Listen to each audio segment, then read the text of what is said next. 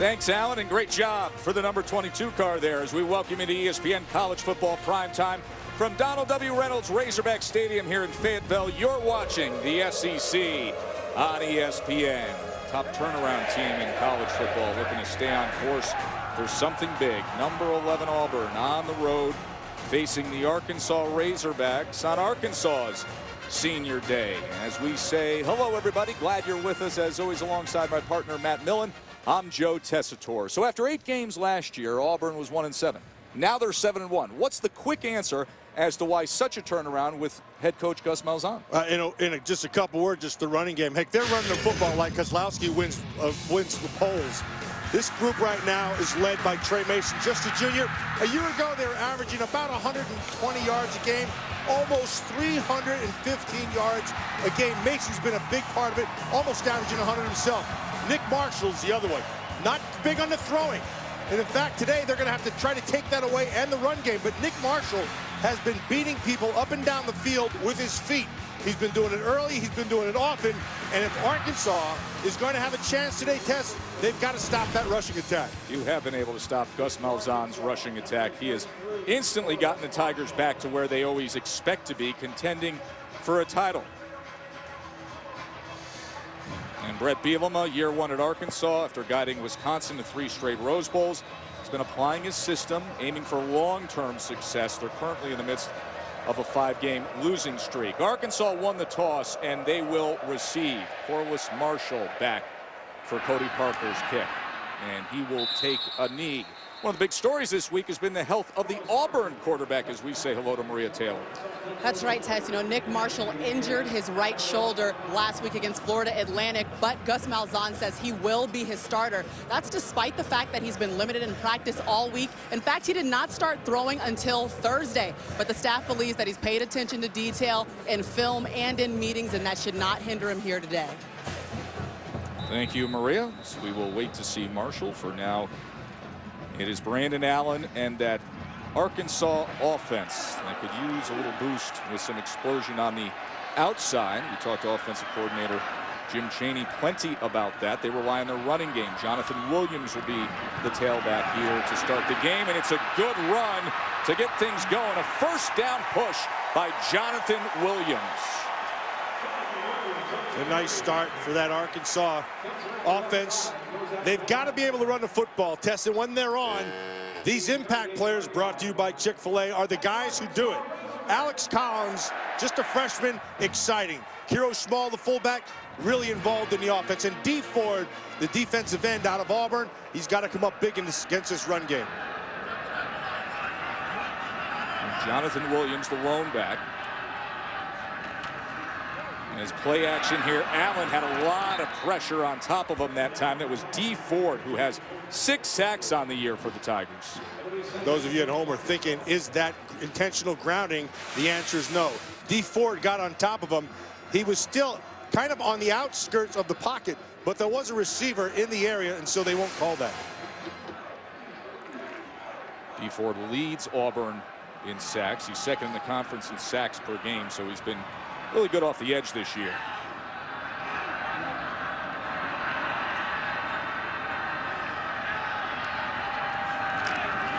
Here's Williams on 2nd and 10, and once again a good hole. He gets to the outside, and another first down from his efforts out to midfield. Good block by the receiver Hatcher.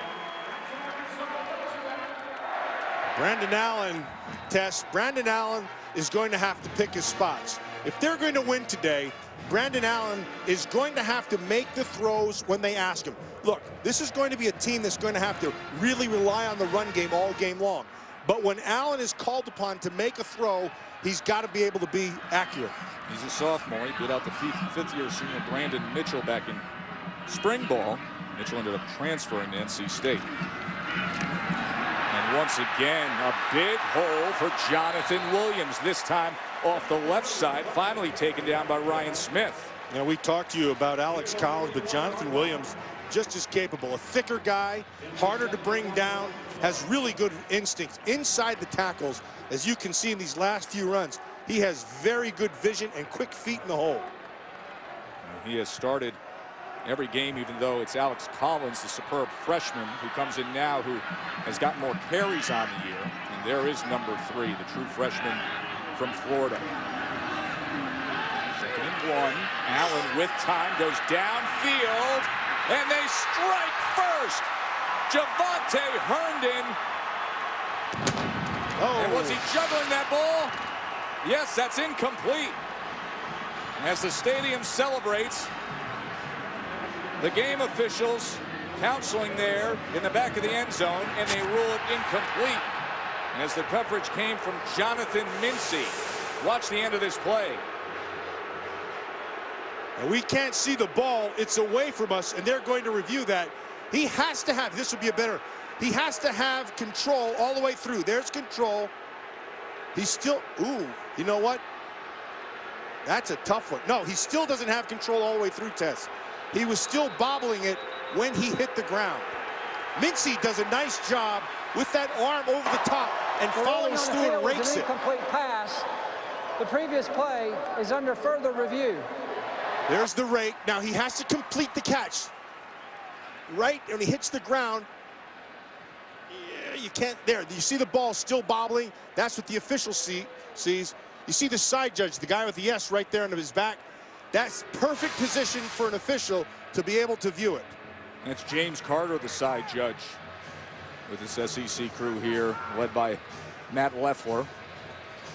Now, lost in all that, Tess, we just got done telling you when Brandon Allen had the opportunity to present it to himself, he had to be able to deliver. Well, that's a perfect throw.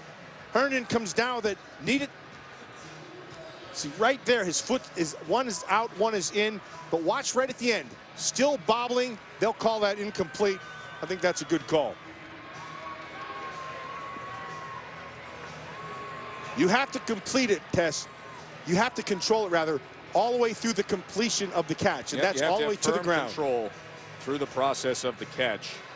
At that point, clearly he does, but this is all part of the equation. They're looking to see, do you control it throughout? And here's the call. After further review, the ruling is confirmed. It is an incomplete pass. Yeah, good call.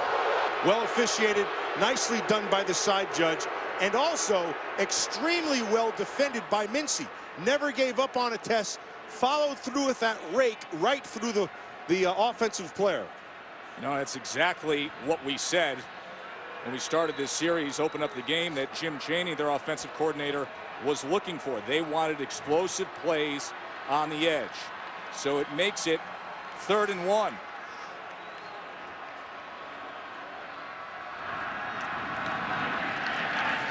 And Allen should have a good half yard there ahead of the line to make it. It's a first down for Arkansas.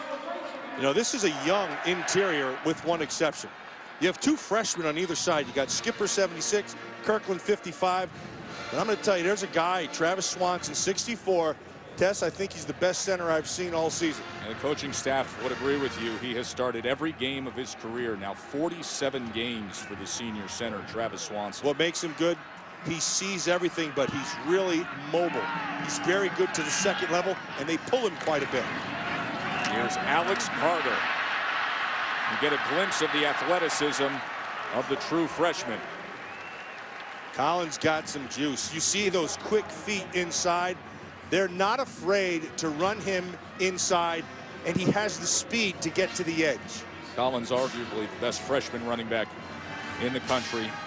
Leads all freshmen coming into today with 797 total rushing yards this season.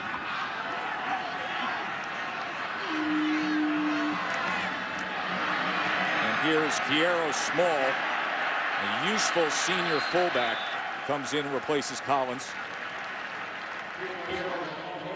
Now, what's going on with Auburn right now, as they've given up yet another first down, is they are starting to commit 8 guys to the line of scrimmage. Arkansas is taking it to them in the run game. They'll start to commit. So now it's going to go back to Brandon Allen. Ellis Johnson, the defensive coordinator for Auburn, one of the real veterans of this conference. Look at him drop down. Here he goes, right at the line of scrimmage. That's a 7-man front at the line of scrimmage with 2 behind.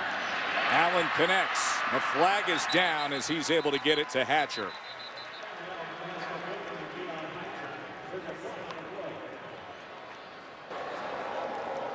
Offside on the defense.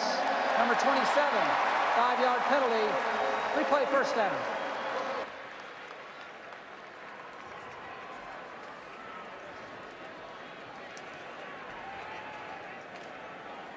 Tess, that's the scenario we were talking about.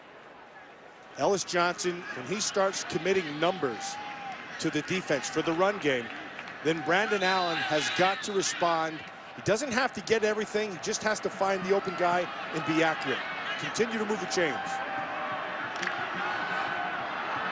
After the penalty, it's a 1st and 5.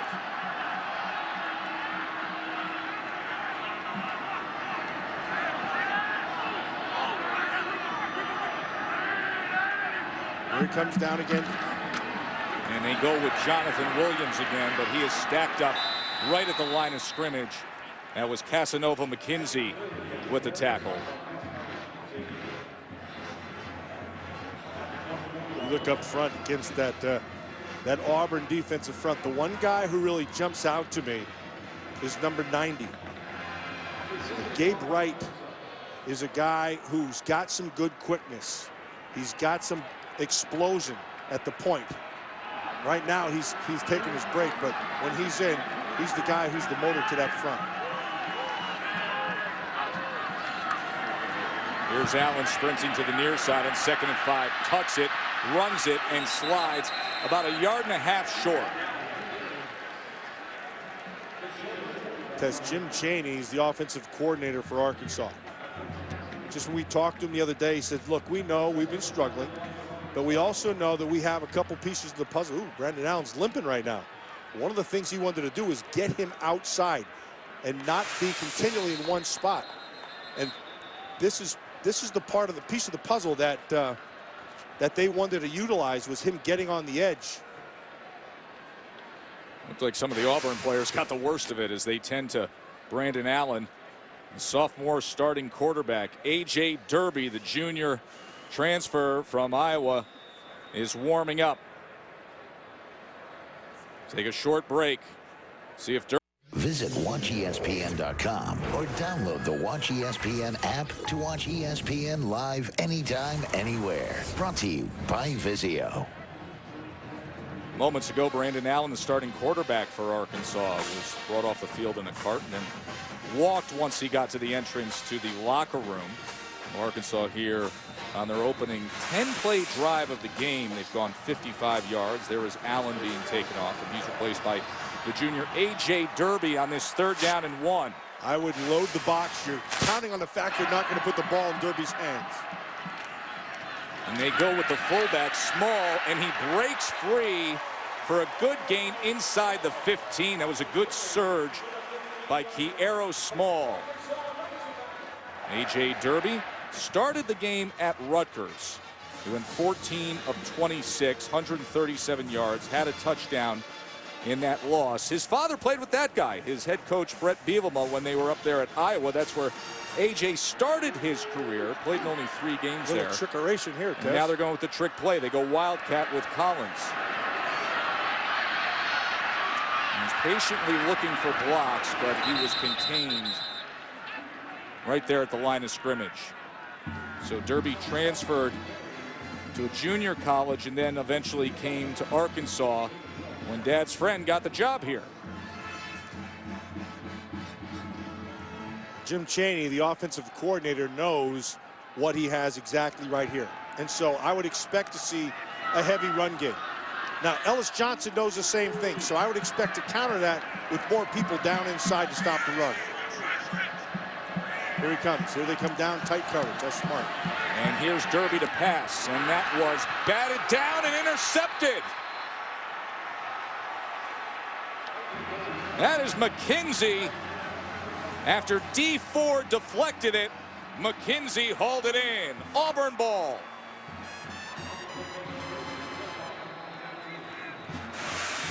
Watch D. Ford, number 30, right down here. He gets his hand up. Nicely done.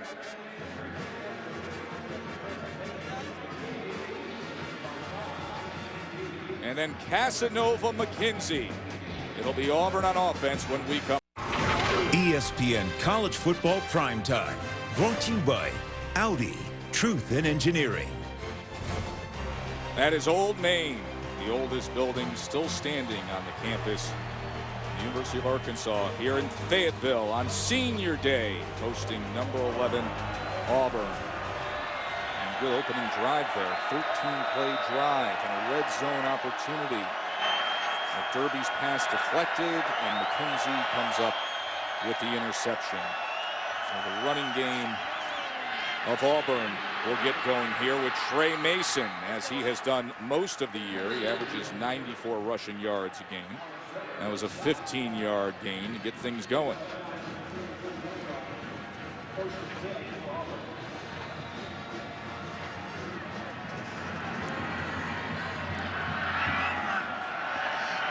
By now you know the Gus Malzahn offense that you've seen for years.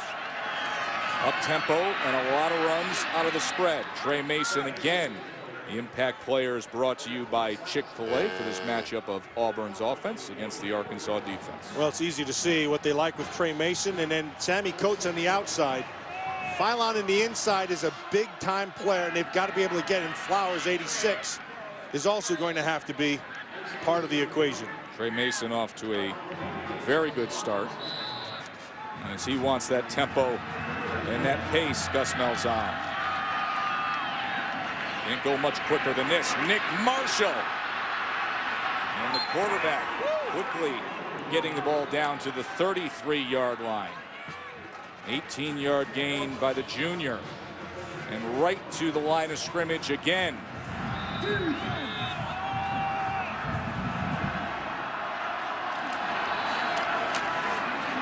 This time Mason just about 2 yards on the right side of the line, tackled by Philon. Averaging a play every 24.6 seconds.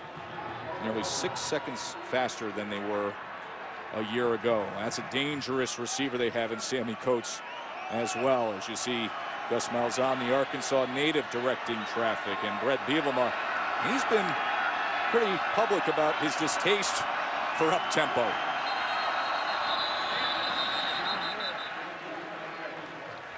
Left tackle, 73, False Greg start Robbins.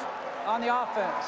Number 73, 5-yard penalty, second down. Well, that's one way to slow it down.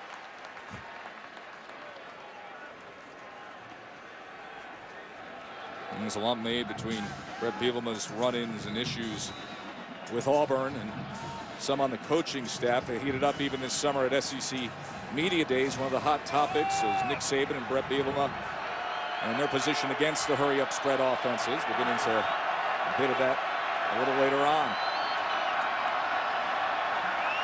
2nd and 13 after the flag. Mason, and a tackle for loss that time as Trey Flowers was in the backfield. Flowers is probably their best defender and probably their smartest player on this team. He has great football intelligence. 9.5 tackles for loss now for Trey Flowers. 3rd and 15.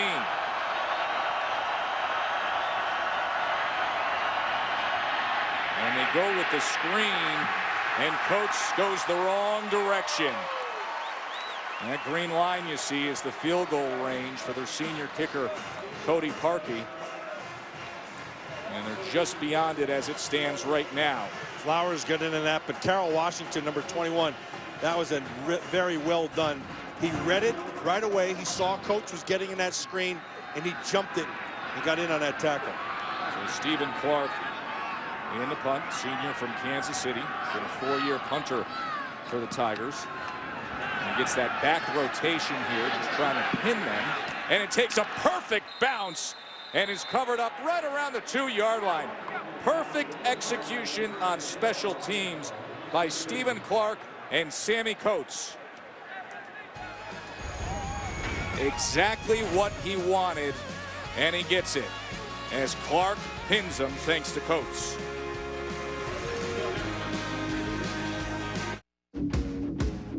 Tonight, it's an ACC showdown with BCS title implications on the line.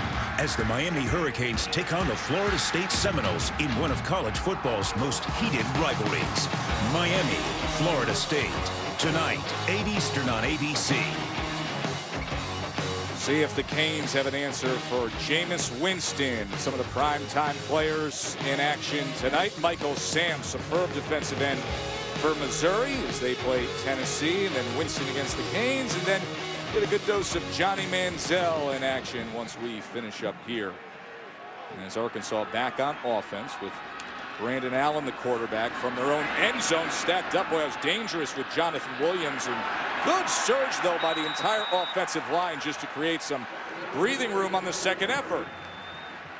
We talked about the center, Travis Swanson, but there's a couple of freshmen on the interior. 76, that's Skipper, 6'10", and on the other side, Denver Kirkland, number 55. But watch the power, like a scrum.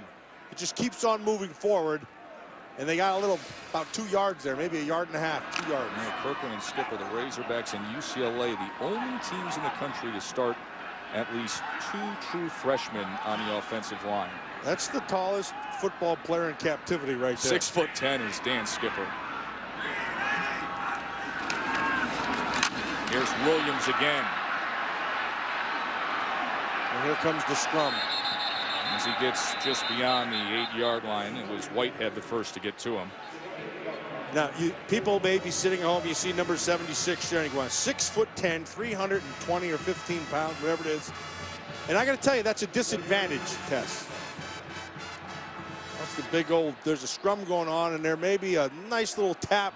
That was Skipper, an overhand right. Well, he's got good reach. He's better than Larry Holmes had back in the day. It's tough, though. Yeah, I'll take Holmes up. No doubt. Anytime. Best jab in history for the record. Easton, PA, the Easton Assassin. That was awkward there on the snap, but that's good enough for the first down to Hatcher. Yeah, as A.J. Derby in for Brandon Allen, who left on their first series with an injury. That's a big-time play right there by Derby. Had the wherewithal, they fumbled the snap, had the wherewithal to pick it up and still find the receiver on the outside. Hatcher is able to find the hole in the zone. That's good poise. This drive has started on the 2-yard line just to get that ball out of the danger zone out to the 14.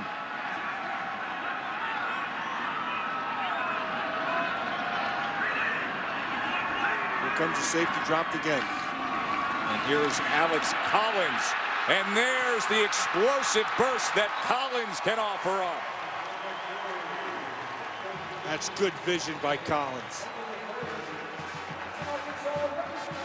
17-yard gain. They brought pressure from the top right side. He saw it, kicked over to the left. Another 17 yards. And once again, an issue with the snap between Swanson and Allen. And they're fighting for the ball. And it's Auburn who has it. Second turnover tonight by Arkansas.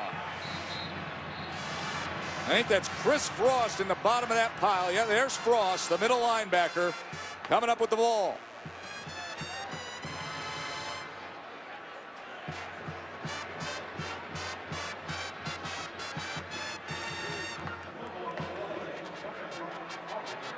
So A.J. Derby, how many times do you see a quarterback warming up, just practicing snaps, the backup, when he thinks he could get into the game? 2 times here on this drive, he had an issue. Good teams, yeah, I hate to say this, but teams that struggle, they beat themselves. This is it. Look at his hands. That's awful. That is awful.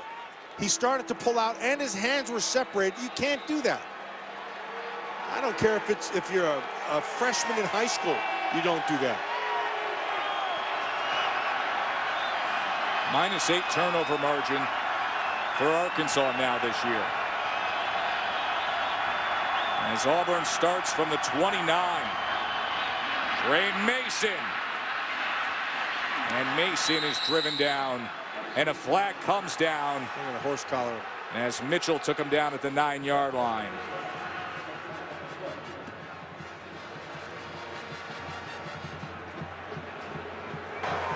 There's no foul for horse collar tackle. First down.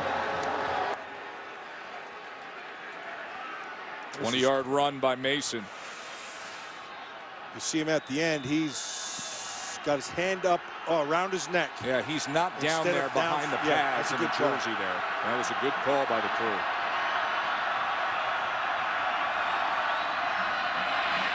Mason gets free and scores. So the lost fumble costly for Arkansas as Trey Mason has his 10th rushing touchdown of the season.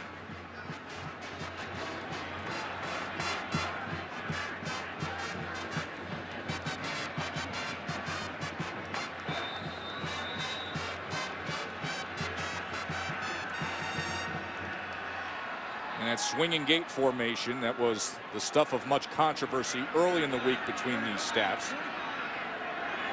And now they get into the traditional extra point formation for Parkey.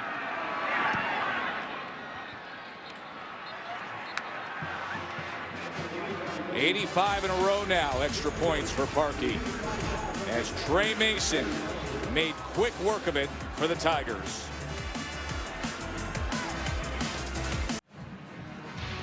Trey Mason's rushing touchdown has Auburn up 7-0 here in the first quarter.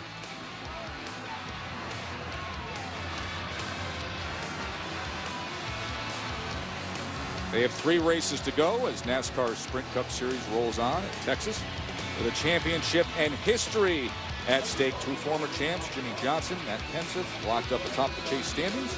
Jeff Gordon's closing fast, and coverage will begin Sunday at 2 o'clock Eastern on ESPN.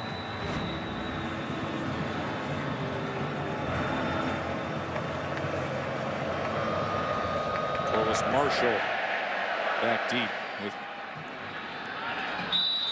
kick that bounces through the end zone.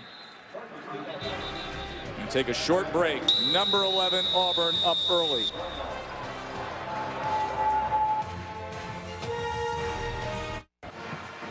Let's go back and look at that touchdown. All defense is predicated on gap defense. So this defensive end has this gap. This is this gap. This backer has this gap. We're a gap, that's called the A gap here.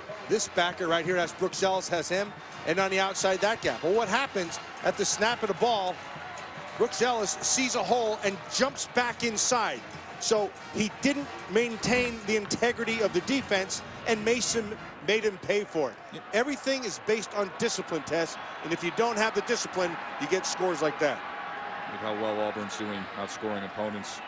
Points off turnovers. Brandon Allen is back into the game for Arkansas, the starting quarterback who left after the first series with a right leg injury. Take it and run. Chased down that time by McKenzie. McKenzie's the player that had the interception earlier. That's pretty good by McKinney coming inside out. He's got a little hitch in his get-along right there, but he's back out there. One thing we learned, and we know this at every level of football, you can't beat yourself. The 2 fumbles that they had, or the interception rather, 2 turnovers, that's not winning football. You've got to eliminate all that. You remember that was A.J. Derby who threw the interception and fumbled the snap. On the pitch, this is Collins, and he is dragged down at the line of scrimmage. Maria?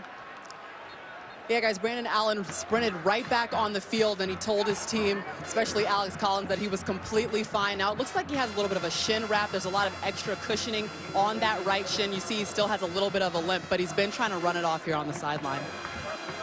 Thanks, Maria. 3rd down and 7. And they have converted their first 3 third downs so far tonight.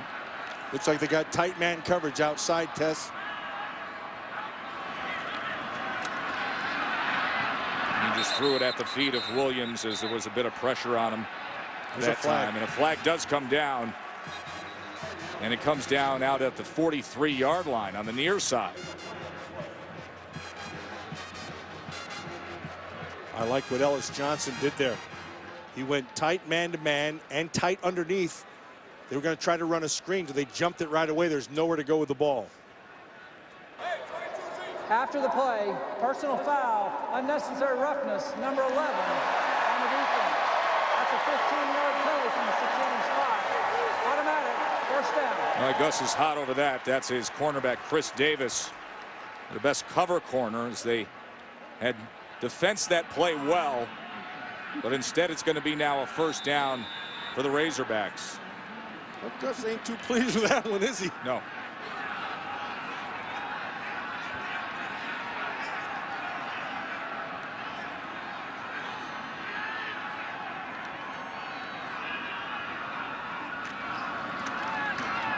Collins going to be taken down for a loss.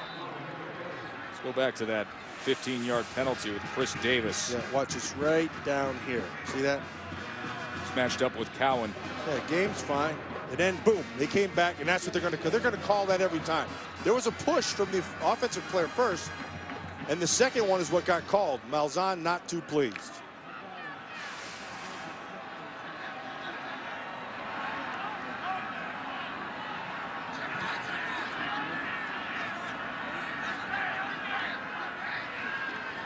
Here's Allen on 2nd and 11. That was a good throw downfield as they get it complete that time to Herndon. Nice throw by Allen. Nice anticipation. And Herndon in the right spot coming back to the ball. It's really a tough throw to defend when you're coming back off that kind of a comeback. Marshall looks on as this could be the last play of the first quarter. And they go with the end around off the pitch. This is Hatcher. As they went with Williams, and then they pitched it to Hatcher coming around on a reverse, taken down by Chris Davis. So Arkansas on the move, trailing by a touchdown at home, end of 1.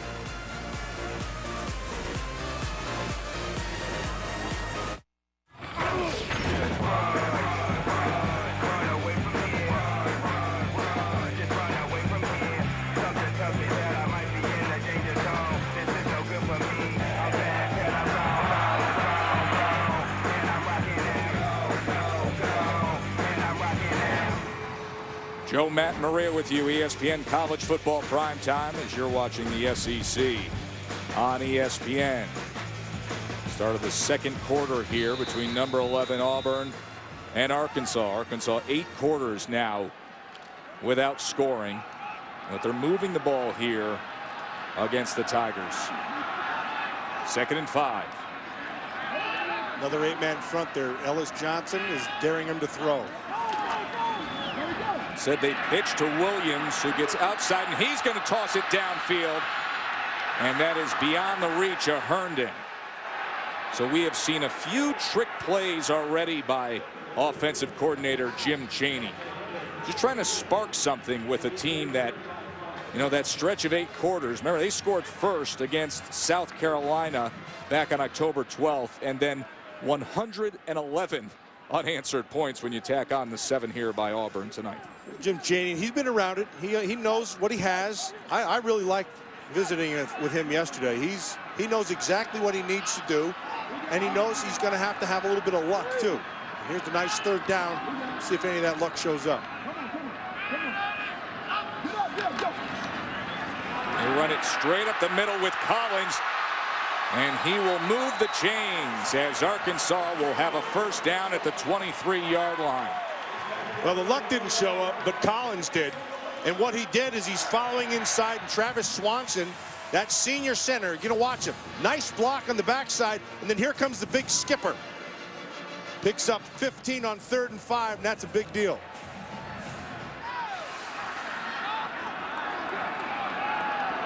True freshman running back from South Plantation High School down there in Fort Lauderdale.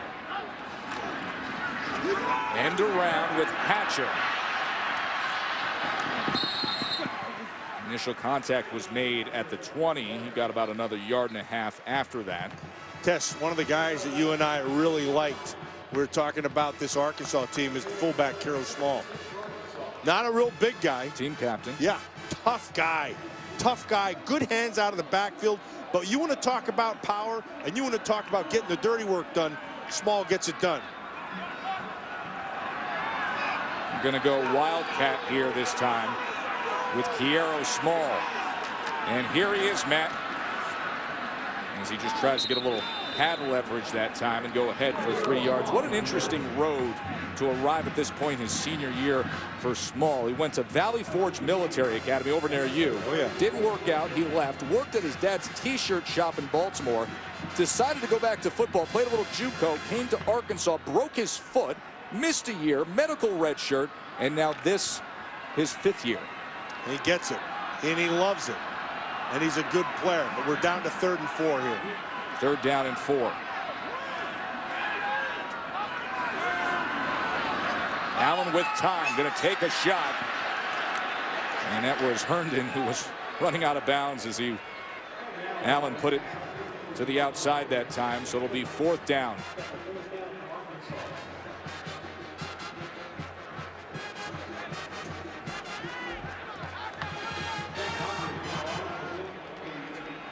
Zach Hocker.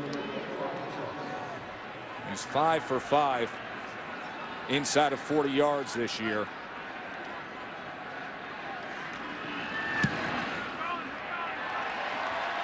And the SEC's active career leader in field goals made gets Arkansas on the board. When we come back, how an ESPN college basketball analyst paved the path for a future college football coaching hotshot.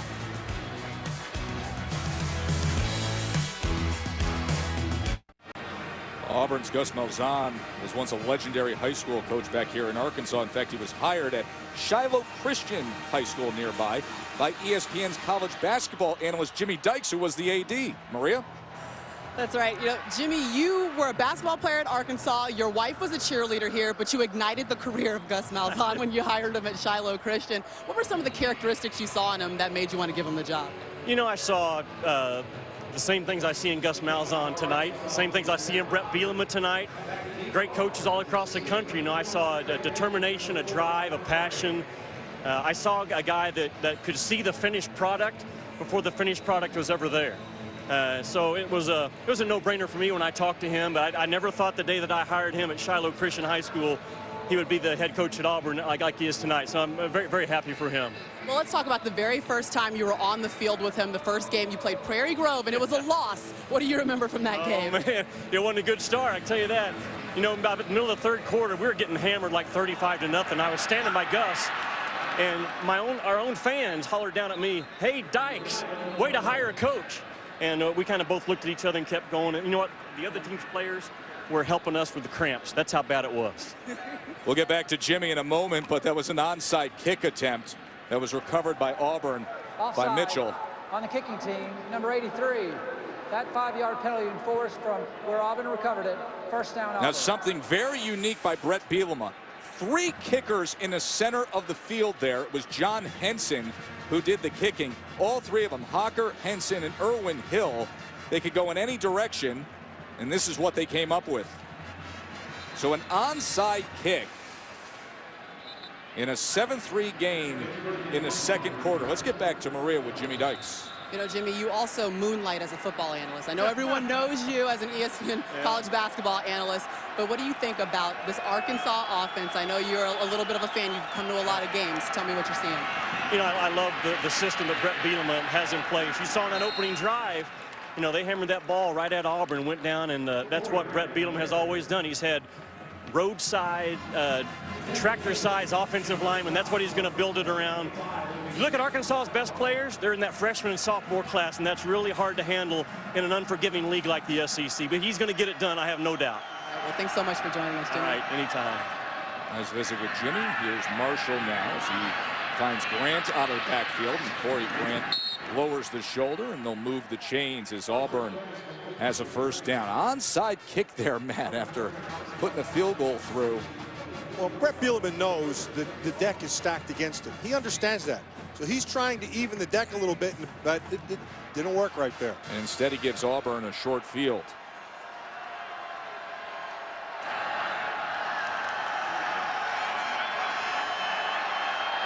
First down at the 24-yard line.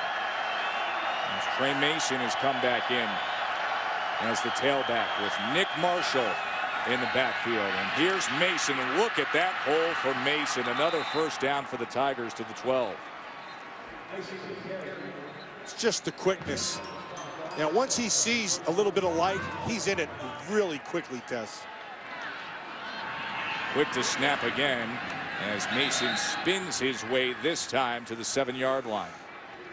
The offensive line, they're not asking him to blow them off the ball. What they're asking him to do is just kind of get in the way and get, if they can get a push, get a push. But if not, occupy the man, and Mason takes care of the rest.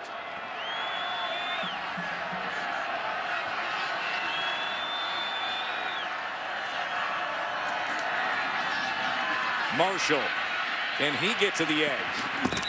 And he is taken down right about the 4-yard line, run down by Alan Turner.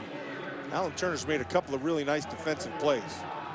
That one again, he got him to the edge and forces this 3rd down, but earlier one-on-one underneath with Corey Grant. But here we have a 3rd and short. 3rd down and 2.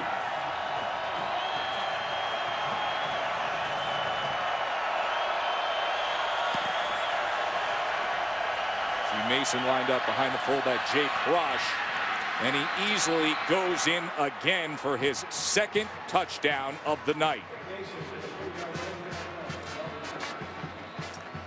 It's all about gap responsibility, and what you're seeing from Trey Mason is runner's patience. He's waiting for the defense to declare where they're going to be. There's the declaration, there's the hole, there's the score.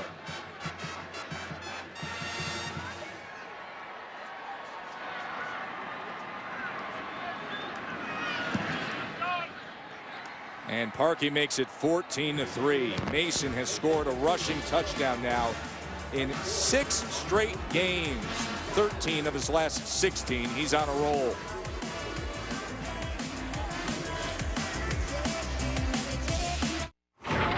ESPN College Football Primetime. Brought to you by Nissan, premier partner of the Heisman Trophy, and USAA, proudly serving the financial needs of current and former military members and their families. Millen, check out Chris Frost, Auburn's middle linebacker. Remember, he was involved in that fumble recovery earlier. And he's involved in Auburn's aviation program.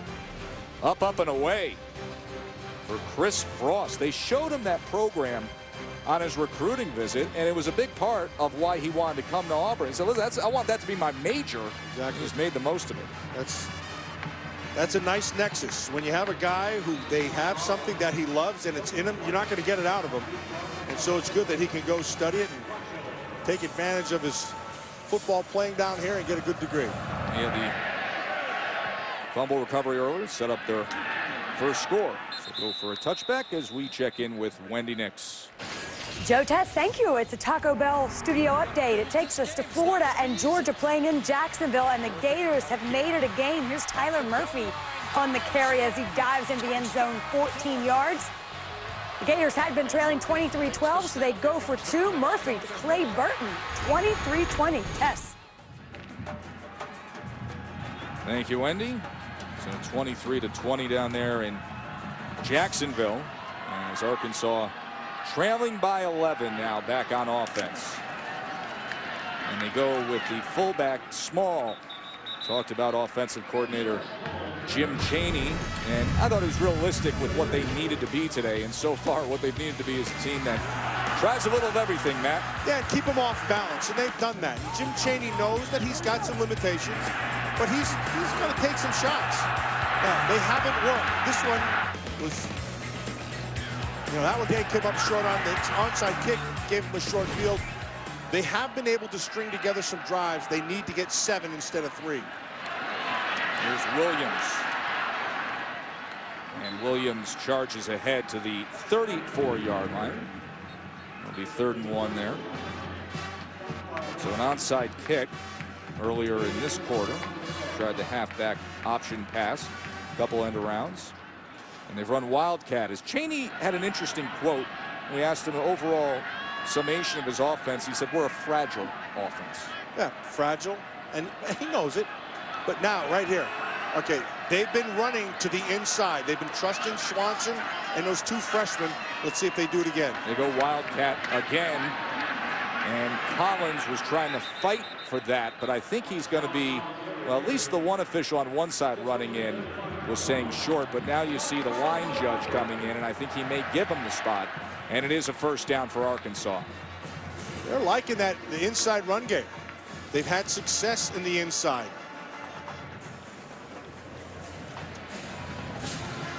They've been able to put together some decent drives here, Tesh, but they need to punctuate them with 6 points.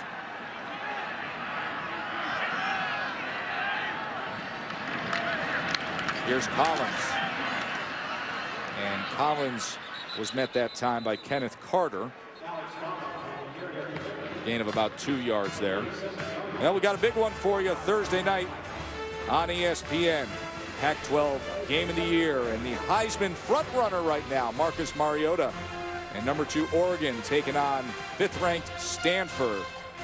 Coverage begins at 7:30 with College Football Live, and then College Football Primetime served by Applebee's at 9 on ESPN, Oregon and Stanford.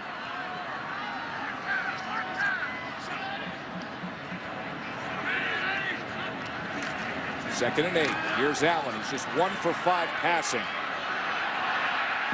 And make it 1 of 6, as Keon Hatcher was the intended target. Okay, so Auburn has enjoyed tight coverage on the outside. So what they're saying is Ellis Johnson, their defensive coordinator, believes they're not going to get beat on the outside. He likes his coverage. He likes his matchups.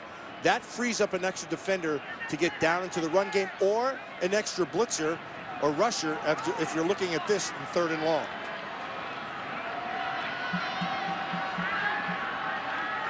Look at the tight all the way across the board. You got your safety sitting deep. Man all the way around. Man press coverage, and they go to the inside, and that's a first down as he finds Cowan. Nicely done by Jim Chaney. So you know your safeties are sitting inside.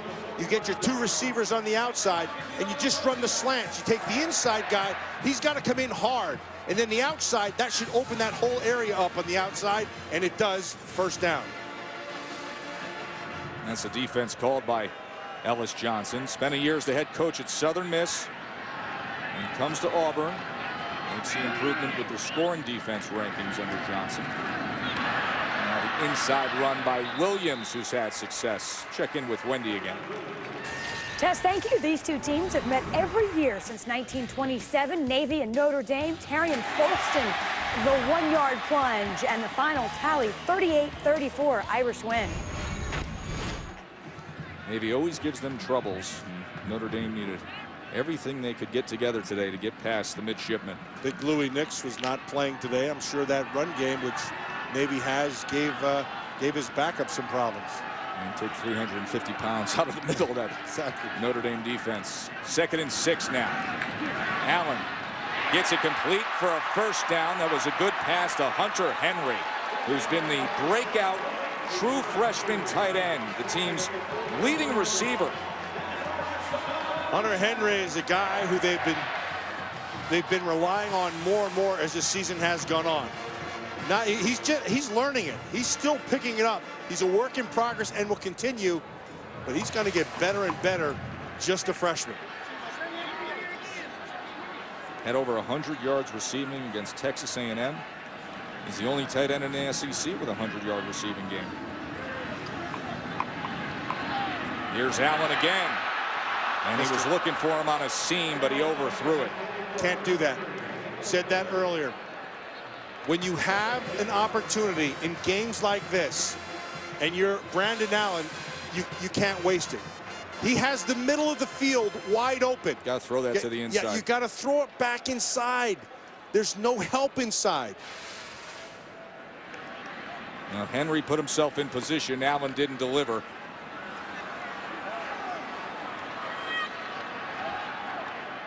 See the time of possession in the plays as Arkansas has had a few long drives, but trailing by 11. Inside run with Collins, and here goes Alex Collins, stiff-arming his way down to the 22. He put that big paw out there against Jermaine Whitehead. 18 yards test. This kid's legit. This kid has outstanding vision, and he has things you can't really teach, okay? It's just that little bit of burst when you have to. Right there, look at the cut. There's the burst back inside. It's pretty to watch. Powerful young man. Didn't even play high school football until his junior year.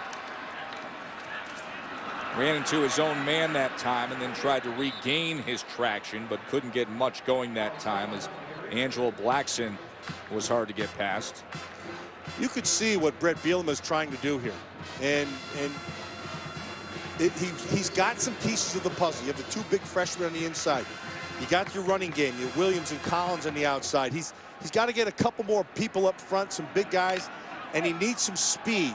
And then defensively, he's got to build it. But Tess, you can see what he's trying to do, and the pieces are starting to fall in place.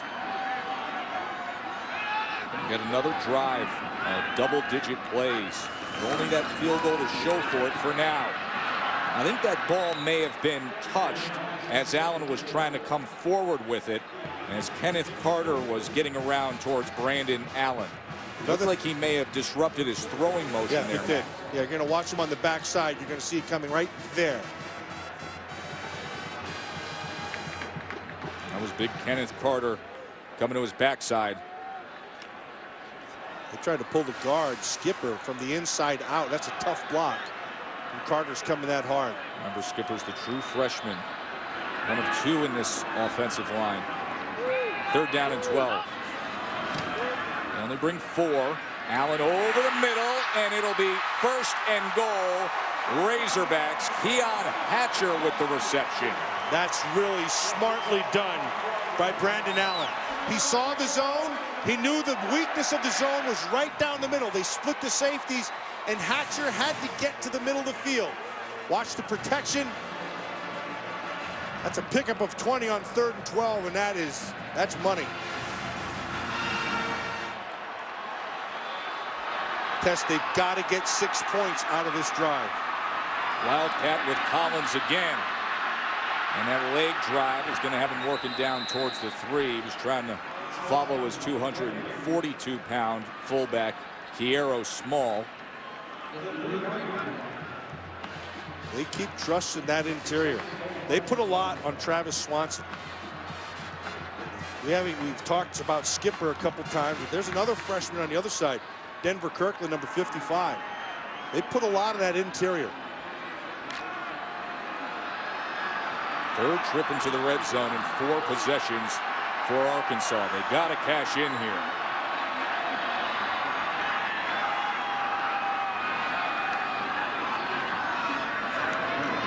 Allen.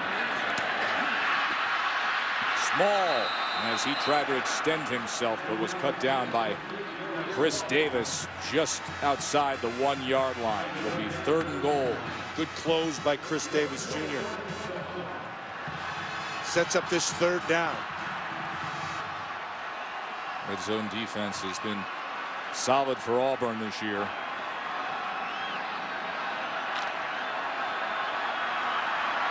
Wouldn't surprise me if Bielema goes for it on 4th.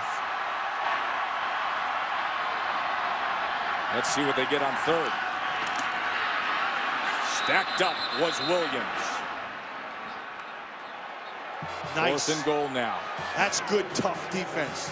I love to see goal line short yardage defense. That's the last bastion of toughness in all of football. They're only giving up 20.5 points a game. And Auburn showed the toughness right there, Tess. And they are going to go for it on 4th down.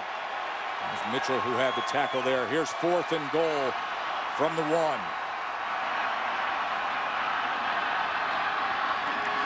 Williams.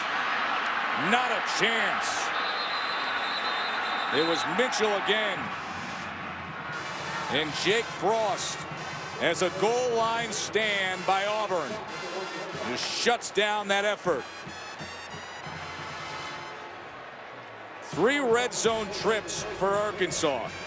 They got a field goal, an interception, and now this, a turnover on downs. 4th and goal, denied.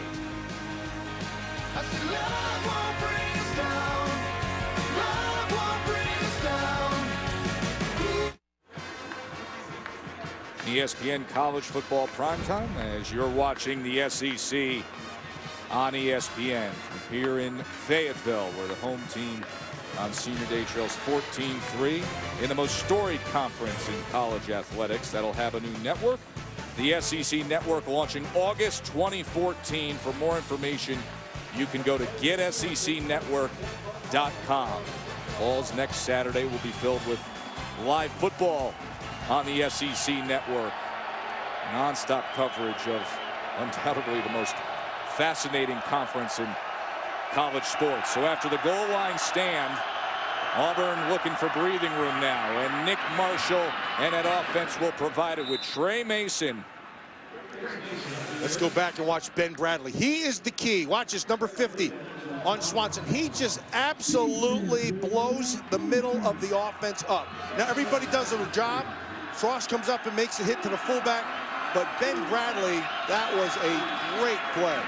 And here is Nick Marshall, quarterback for Auburn, who had the right throwing shoulder injury this week. Let's check in with Wendy Nix while we have time. Joe Tess, thank you. Coming up on the Outback Steakhouse halftime report, Florida giving Georgia a run for its money in Jacksonville. Also in the Sunshine State, we'll preview the battle of the unbeatens between Miami and Florida State, and bragging rights on the line. It's a defensive showdown in Michigan. We've got the highlights.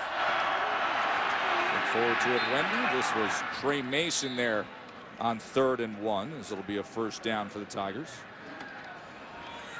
Tess, we didn't have enough time for what Ben Bradley did right there. That's as good as you can do. I mean, he just blew up the middle of that offensive line, and by doing that, he essentially moved the line of scrimmage back a yard. That was the key to that whole thing.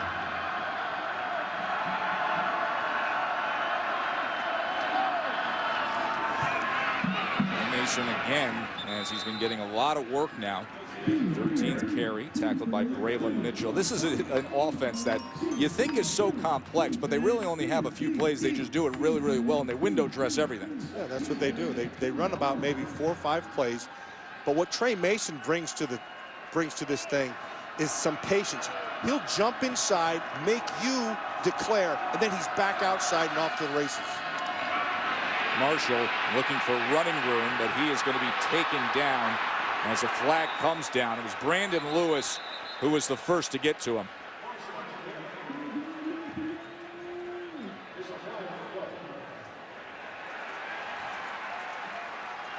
As Brandon Lewis was trying to make the tackle, somebody was trying to hold him back, shall we say.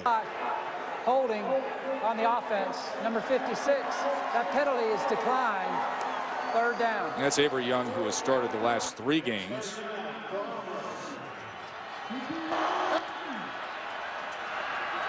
Well, that sets up a 3rd and long. 47 seconds remain.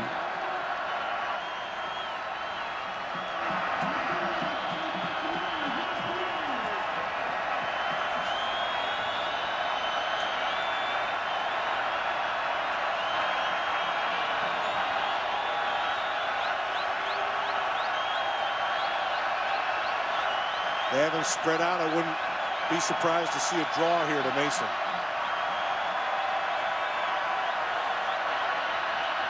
Marshall sets up the screen on the other side, and Sammy Coates could not collect it. So 25 seconds left here in the first half. And so, Tess, what have we seen here through the first half? We've seen an Arkansas offense that certainly is capable enough to move the ball, but they haven't been able to close the deal. And then we've seen an Auburn offense that has been able to string some plays in their run game. And they've taken care of opportunities and turnovers, and they have a 14-3 lead. Javonte Herndon back near the 43 as Clark into punt. And they're going to put a flag down back at the 5-yard line, as I think one of the Arkansas players may have come in and jumped over the shield, which you're not allowed to do. That's a rule that was put in a few years ago on special teams. Personal foul, leaping, number 48. That's a 15-yard penalty from the previous spot. Automatic, 1st down. This you can't do, folks. They set up that shield in front of the punter. And Wise Jr. came in leaping over it. They put this in a couple years ago, and that was to protect the guy from jumping. When he came down, they were landing awkwardly so they put that in. Yeah, players' safety always a point of emphasis with the rules committee. And watch here as Wise came in. See, had he stayed on his feet and tried to run through it and then gotten his arms up, they wouldn't have called anything. But because he left his feet and went vertical, they'll throw that flag. And that allows Auburn with a first down to simply take a knee here. As the Arkansas native, Gus Malzahn, has an 11-point lead. And Brett Bielema and Arkansas find themselves in a hole yet again in the midst of a 5-game losing stretch and another tough task here with their 5th straight ranked opponent. Let's go down to the field and Maria. Coach, you have been able to move the ball on offense. What do you believe is keeping you out of the end zone right now? Well, we just obviously got to take advantage in the red zone. We got to come up with touchdowns, not field goals. We had a couple silly penalties there that obviously take away from some special plays we're trying to create. Well, you've called some trick plays, a 4th down call. What's the thinking behind those calls? Well, we're just tired of losing. We're going to do anything we can to win. We're going to need some help. Got to get a break or two and obviously capitalize on our advantage. All right, thanks, Coach. Honest answer, right, Maria? They're tired of losing. They had those 3 red zone trips. They only came away with 3 points. Let's join Wendy Nix, Todd McShay, and Robert Smith back in the studio for the Outback Steakhouse half. ESPN Prime Time as you're watching the SEC on ESPN. Number 11 team in the country, Auburn, continues to impress. They have a 14-3 lead against Arkansas. Joe Tessitore, Matt Millen with you. It's an interesting first half when you look at some of the sustained long drives by Arkansas. They had 75 more total yards. They had more plays. They don't have more points, though, and it's because of some miscues and some turnovers early and then down there at the goal line. Things going against them. And right from the start, they had an injury to their quarterback, Brandon Allen, when they came out earlier, and Allen would leave, and that would bring A.J. Derby into the game. And then came the turnovers, Matt. Yeah, a little bit of a slide from there. First one batted up in the air as a pick. Now they were able to dodge that one, but this one gave a short field, and they couldn't overcome it. And then when they had their opportunities down inside the 1-yard line, they came away with nothing. This is a team right now that has enough pieces of the puzzle to be able to compete with the number 11 team in the country. But you can't beat yourself with turnovers, and Arkansas has proved that they don't really need much time or many plays to be able to hang points on you. Time of possession means nothing to Auburn and Gus Malzahn. That's the way they operate. But those 3 red zone trips for Arkansas, field goal, an interception, and a turnover on downs with the goal line stand. So Zach Hocker will kick away. And this takes a bounce, and this will draw a penalty flag as it went out of bounds before it reached the end zone. Another one of those things. Giving free yardage away. Let's check in with Maria. Well, Gus Malzahn says that right now his offense is just having time taken away from him. His defense is struggling so much to get off the field, and he says the opportunities are there. He'd like to see more aggression from his defensive line. Also, he says offensively he feels like his team can run the ball a little bit better, so look for that in the second half, guys. Yeah, they've been running the ball so well this season, the Auburn offense. 5th best rushing team in the country. Number 1 running team in the SEC. Trey Mason, a big part of what they do week in and week out. He had 13 carries for 93 yards and 2 touchdowns in the first half here in Fayetteville.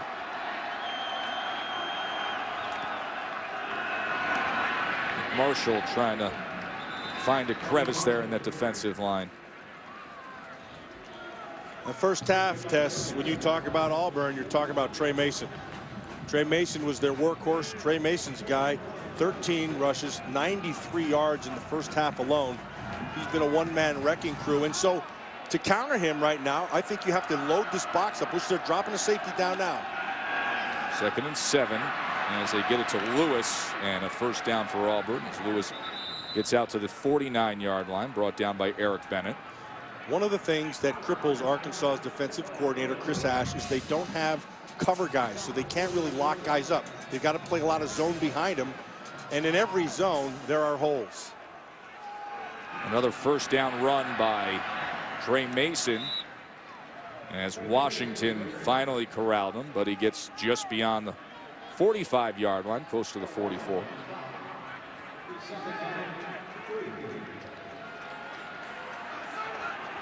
Second and 3 now.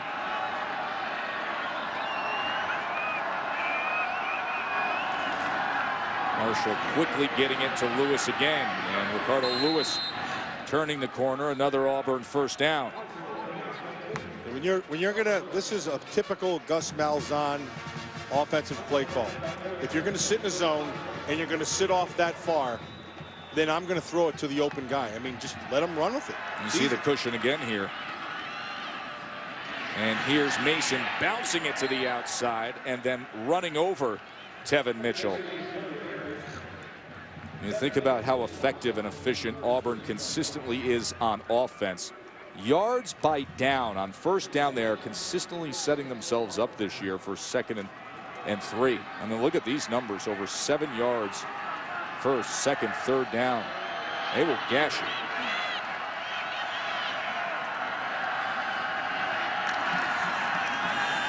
And here's Jeremy Johnson all of a sudden into the game, and as he did last week, comes right in and passes the ball with success. The freshman quarterback coming in for Nick Marshall. This is a young man from Montgomery, Alabama, who coaches just rave about. Mr. Football and Mr. Basketball in Alabama. A huge recruit who is the future of the program.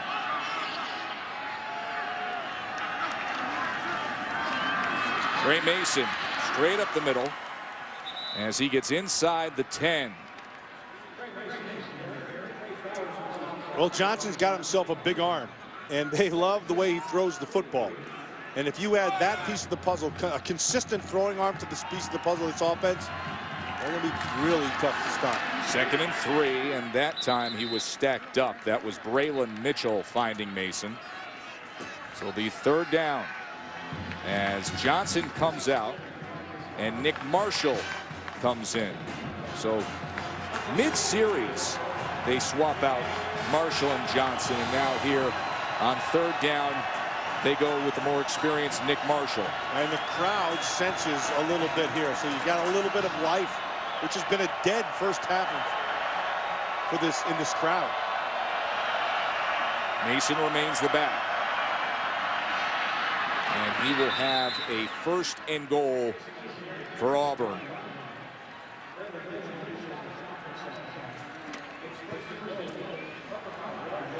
Another 100-yard rushing game for Trey Mason, his 4th this year. 2 touchdowns already. He took over that game late against Texas A&M, carried them to the win. He is a machine over the course of this season.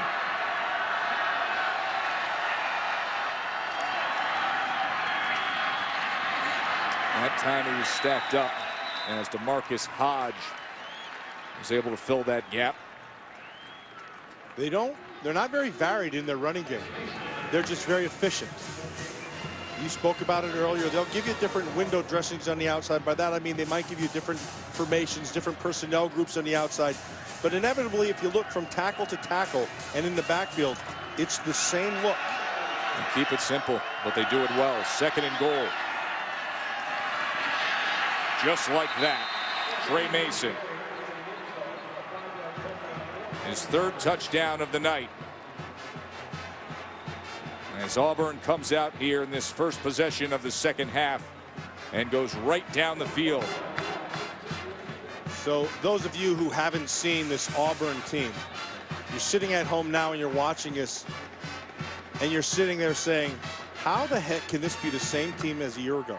How can it be this good this year and efficient and not be as good a year ago? In fact, not very good at all. Because of that guy and this guy who's come back home to Arkansas with the 11th ranked team in the country. 21-3. Tigers roaring.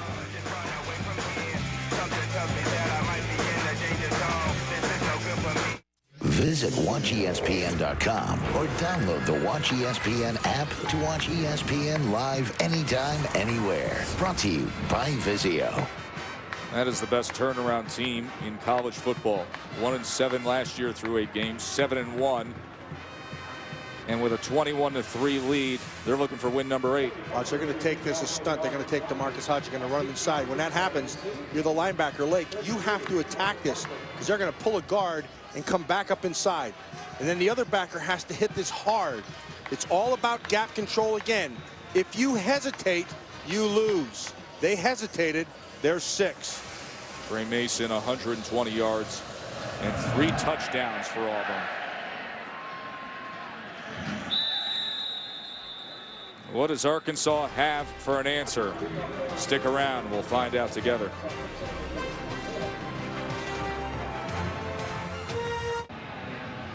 We still got plenty of college football tonight, but then tomorrow comes Sunday NFL Countdown. And you get your day rolling at 10 a.m. with the latest news from stadiums around the league with Sunday NFL Countdown. We'll talk about the Dallas Cowboys and why they just can't seem to finish a game. The mentality of a good closer in the NFL. And then Fantasy Football Now will be 11 a.m. on ESPN News. Cowboys have had those post-game losses. Detroit, the game against Denver early in the season against Kansas City. Of course, the owner of the Cowboys, a former Arkansas Razorback, big supporter of this program. As Arkansas trails by 18. Jonathan Williams, just what they needed. Good start to this drive as he keeps his balance. What an effort by Williams. Tess, I want to show you near the end of this drive, run rather, as he's on the sideline, he sees the safety coming rather than going out of bounds. This is how you finish a run. Watch this, right at the end. He sees this right there. He goes and attacks him. Instead of being attacked, he went on the offensive, kind of a little bit of Walter Payton-ish. I like that. Gave a shoulder to Ryan Smith, went for 26 yards. So a first down in Auburn territory. Play action now. Brandon Allen. He's going to launch it downfield. And the diving effort goes incomplete that time as he was looking for Jeremy Sprinkle. He had Sprinkle all alone. When you have a guy wide open like that, you got to throw it at him. He tried to, but he does not get his feet completely under him. Watch this on the outside. He doesn't really set his feet, therefore he doesn't get everything into the ball, and it just falls short. That was Chris Davis, who was trying to catch up to big number 83. He went down at the end of the play as we got a medical timeout here as the training staff is out to tend to Chris Davis, who is considered Auburn's best cover corner. We'll take a short break and come right back. ESPN College Football Primetime, brought to you by AutoZone. For the auto parts, accessories, and advice you need, get in the zone. AutoZone. And the U.S. Army. There's strong, then there's Army Strong. See strength like no other at GoArmy.com. Well, catfish and hush puppies milling at the Catfish Hole about 5 miles away from campus here in Fayetteville, Arkansas. That's where Brett Bielema does his coaches show on Wednesdays. I love the hogs. Little pig suey down there at the Catfish Hole. You like yourself some catfish milling? Oh, Tess, I could put a hurting on that stuff. Not to be outdone, you would be right there with me. Better believe it. You deep fry pretty much cardboard and I'm right there with you. Here's 2nd and 10. As they go with Collins that time. So moments ago we saw Chris Davis come off the field for Auburn. He leaves as their leading tackler at 7 tackles up until that point. And their best cover guy. 3rd and 6 now for Arkansas. Desperate to close the gap here in the second half against that consistent running game of Auburn. Brandon Allen has time, crossing route, and they get the first down with Henry. This is a good-looking true freshman as a flag comes down at the 38-yard line. We'll check on that. Well-delivered ball, but a nice catch. He just stabbed that thing with one hand out of the air. Oh, I think there was a pick here. Pass interference on the offense, number 89. That's a 15-yard penalty from the previous spot. We play third down. It's a crossing route, and it's going to be a rub or a pick. You can see right here. See that? And that's blatant. That's blatant. That's why they call it. That's Mitchell Lowen. And Lowen's got to be a little bit more discreet than that. It's all, yeah, there are picks run all the time, but you can't go drill a guy with your face. Now you set up third and forever.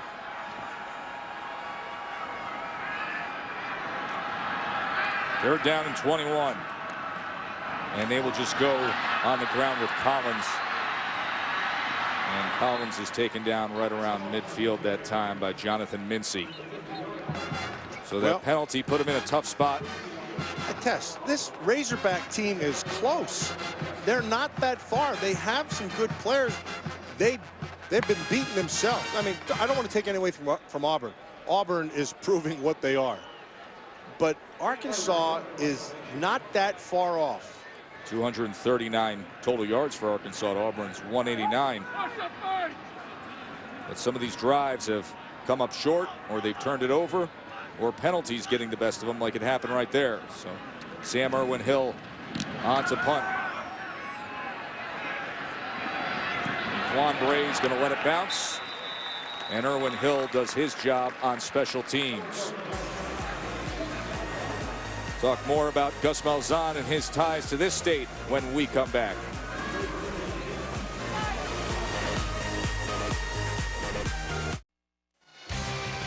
That is Shiloh Christian High School, about 20 miles north of where we are here at Razorback Stadium, where Gus Malzahn was a high school football coach, now the head coach at Auburn. In fact, 14 seasons as a high school coach in this state, won 3 state titles, led 7 teams to state championship games. Visited with Jimmy Dykes, our college basketball analyst earlier, who was the athletic director, who hired a younger Gus Malzahn back then. He could see where offense was headed, where this whole game of college football basketball was headed on to. turf. Our FaceTime profile brought to you by Edward Jones. And what happens to programs after Gus leaves? Had his success at Arkansas, and then 07 he leaves as coordinator. Auburn, you know about last year, where there was a meltdown in Arkansas State. He was the head coach, won the Sun Belt Championship, now just 3-4 this season. As they say, steady with Trey Mason, does Auburn. Trey Mason's got plenty of work. 21st carry of the night, 122 yards now for the junior running back. And we're not seeing any trick plays. We're not seeing anything different. We're seeing the same thing. Gus Malzahn believes in that. He believes in an offense that executes, and they continue to do just that.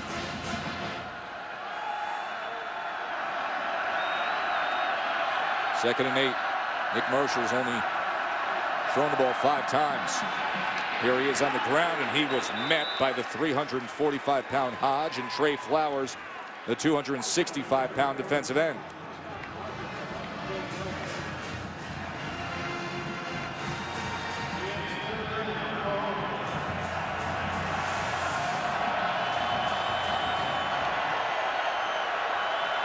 That's a nice stop right there, DeMarcus Hodge. Let's see if he can conjure something up here on third down. The Razorbacks need themselves a stop to get back in this thing. Not a lot is asked of Nick Marshall tonight throwing the ball. Remember, he hurt his right throwing shoulder in the win against Florida Atlantic. 37, he's going to launch it downfield. And who comes up with it but Sammy Coates, who leads the nation in yards per reception. And you can add more to that. Sammy Coates, 88-yard touchdown.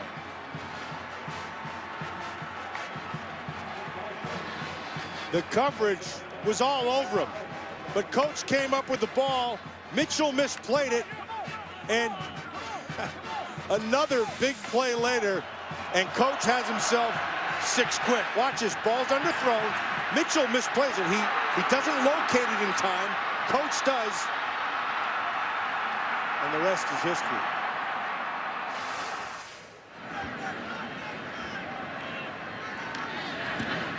And Cody Parkey now with 89 straight PATs. You think they're all about the run.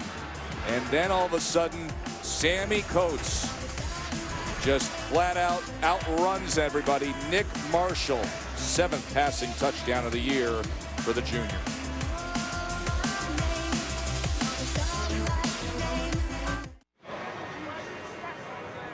'88-yard touchdown reception by the speedster Sammy Coates moments ago. 28-3 Auburn. Well, Chris Ash, their defensive coordinator, did not want to get in this position up top. The safety, if it's cover 2, should be back here. He does not get there. And so it turns into a one-on-one on the outside, and Mitchell just gets run by. Now, when the receiver looks, as a defender, you turn and look, but you got to choke it down. Play the ball. He did not do it. Coach did a fantastic job, and it's 6 quick. And he was having a quiet night of 2 catches for 14 yards before that. And look what he's done. The receptions this season, now 3 over 60 yards, 11 over 30 yards. Came in leading the nation at 25.5 yards per catch. And he's up in that a bit here. As this is Marshall from the end zone. And past the kicker he goes. Corliss Marshall. A stiff arm inside the 15. Nice way to respond by Arkansas.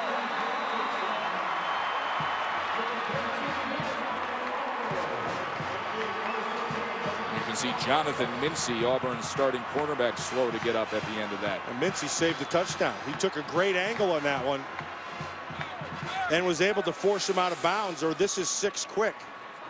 You're going to watch it open up to on the left side of your screen. This is Corliss Marshall, number 33. Now he's going to hit this right there. Beats the kicker.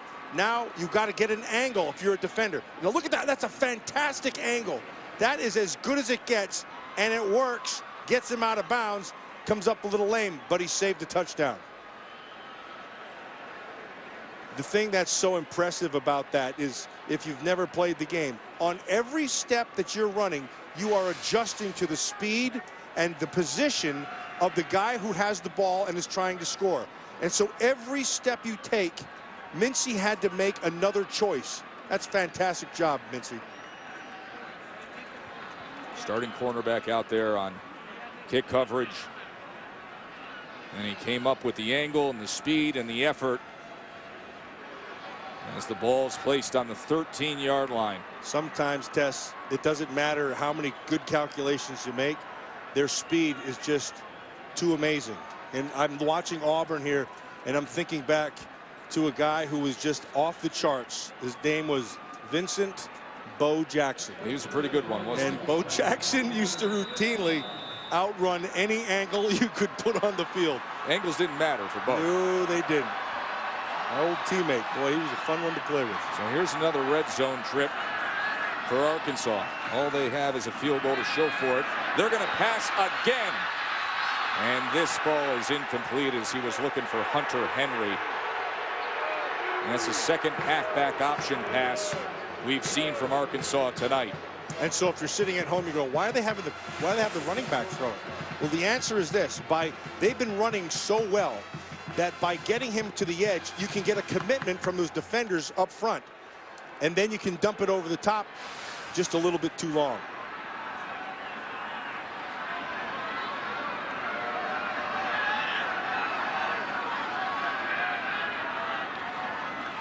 Brandon Allen. And that was well thrown to Keon Hatcher.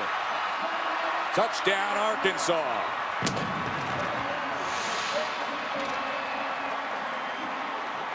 That's a nice throw. Allen threw it to a spot. I thought Hatcher wasn't going to be able to get there. He kind of stumbled right at the start of his route. Put enough air underneath it, and Hatcher ran underneath it.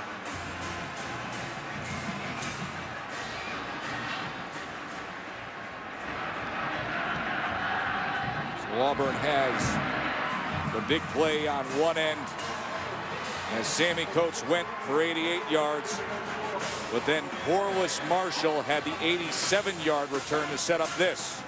They're man-to-man on the outside. Watch Hatcher. The first thing he's got to do, he's got to get that defender inside. See how he stumbled a little bit?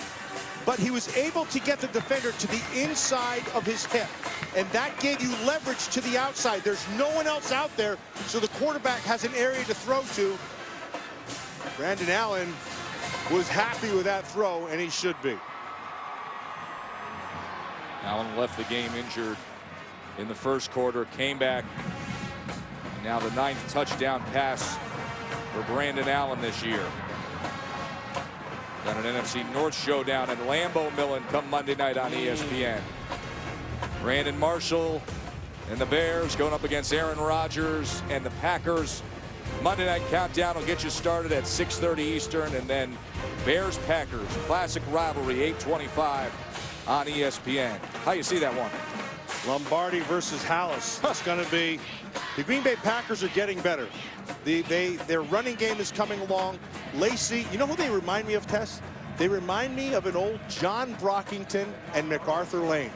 They've got that same kind of look. Just a lot of power. Lane would give you a little bit of extra. That's what Starks does. They're fun to watch right now. They're getting better, and they're getting healthier.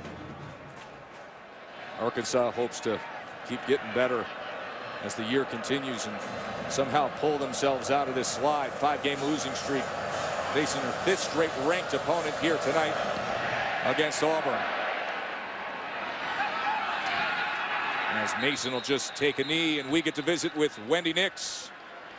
Joe Tess, thank you. It's a Dr. Pepper 10 conference update. Missouri trying to bounce back after a tough loss to South Carolina in triple overtime last week. Maddie Mock, Doriel Green Beckham, touchdown Mizzou. This game now 7-0. Mizzou over Tennessee over on ESPN. Tess?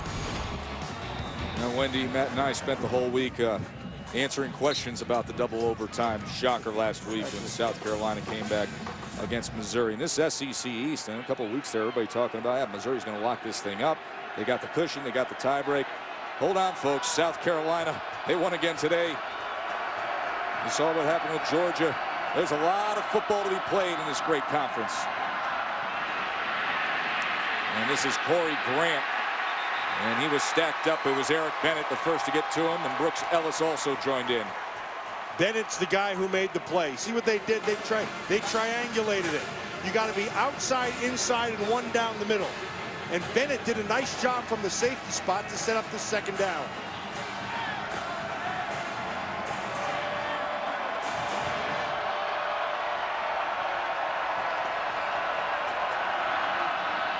Ray Mason nowhere to go that time. Alan Turner on the tackle. Yes, Alan Turner's a what? The safety. Yeah. They bring him down to the box. And look exactly where he made that tackle, down to the line of scrimmage to set up this 3rd and long. So they're rolling the dice a little bit. They really forced him out. You have to. Circumstances here and what Auburn's consistently done. Now they're going to be 3rd and long. They're going to stay in the zone. They have to make a tackle in front of those yard markers. 3rd and 8.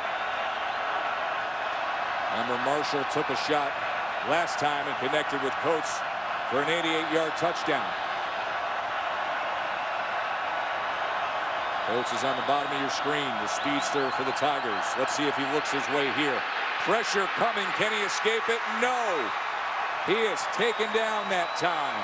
That was Chris Smith, number 3 in the SEC in sacks, and he gets a timely one there. And because Chris Smith benefited from a little extra time down the field, the coverage, he was looking to the right side. But watch Smith with a great get-off. And then he's able to just complete that thing by hanging on and gets the sack. Decent coverage down the field, and Smith benefited.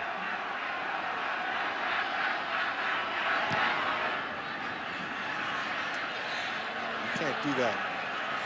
That's a big no-no in the kicking game. There are 3 no-nos in the kicking game. Don't be offsides, don't rough the kicker, and do not let the ball hit the ground. You can't do that. Goes for a 53-yard punt. Gus Malzahn and Brett Bielema, they've had an interesting early relationship as SEC head coaches. Let's take you back to SEC Media Days this summer. There's coaches in this league that have criticized hurry-up offenses as being unsafe. Well, you know, when I first heard that, to be honest with you, I thought it was a joke. He thought it was a joke? I'm not a comedian. You know, that's like saying the defense shouldn't blitz after a first down because they're a little fatigued. You cannot tell me that a player after play 5 is the same player that he is after play 15. We need to look at the guys on defense that are faking injuries to slow down these pace teams. In addition to not being a comedian, I'm not an actor. I can't tell you how to fake a kid to fake an injury. I do think I'm funny at times, though. I will say that. Now they meet up here as that hurry-up, spread, up-tempo run attack of Auburn has an 18-point lead. Second and 10 after the incompletion on first down. Brandon Allen out of the gun. As Alex Collins, he took a little stutter step there and then tried to find a hole, but nothing doing as he's stacked up at the line of scrimmage. And I'm going to show you what it was like this summer with Malzahn and Bielema in front of 1,200 credentialed media, but here's what it was like pregame as both guys getting together, sharing a nice exchange and a couple laughs. And this past week, there was Bielema filing a complaint with the SEC offices of a claim of Auburn leaving plays off the coach's film, but they had a lot of nice things to say about each other when the media press come middle of the week. 3rd and 10. Here's the slant, and it's a first down to Keon Hatcher. Hatcher's had some good moments. And so has Brandon Allen. In that time, he had nice protection. He stood right in there. Remember, in the second quarter, he hit the outside guy for a big first down. This time, he hits the inside of those slant receivers.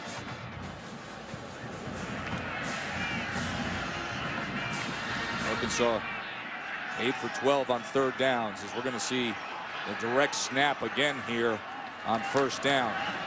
And Collins with blockers in front. And Collins will have another first down for Arkansas. That was Travis Swanson and the true freshman Kirkland out in front of Collins. That's one of the things that Swanson does really well, and I think that's why his game translates to the next level so well. He has great movement. He's over 300 pounds. You can pull him. He works good to second level, which means gets to the linebackers well. And anytime you have that kind of versatility, there's a place for you at the next level. It's Travis Swanson, number 64, the center for Arkansas. Here's Collins again. That stiff arm rides him to the 46-yard line, tackled by Therizi. That's really good by Therizi. Therizi got himself a nice tackle from the inside out.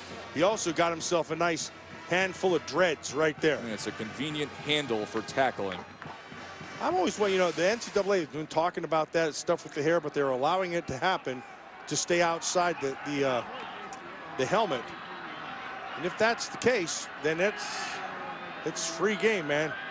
I'm giving it a good yank. All freshmen in rushing in the country. Allen looking to throw back against the grain. And that ball is intercepted as a flag is down, and Chris Frost came up with it. Let's see what the call is here. Anthony Swain was also in on coverage. And you see Allen signaling against Auburn. It's the old throwback. They have opened the playbook wide open here tonight in Arkansas. They've tried everything.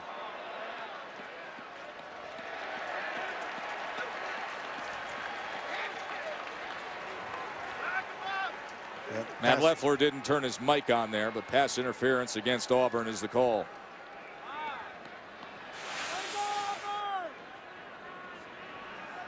Yeah, that's the right call. Yeah, it's Hunter waiting there, and then Swain loses sight of the ball and plays the man instead of the ball. Gus Malzahn looking for an explanation.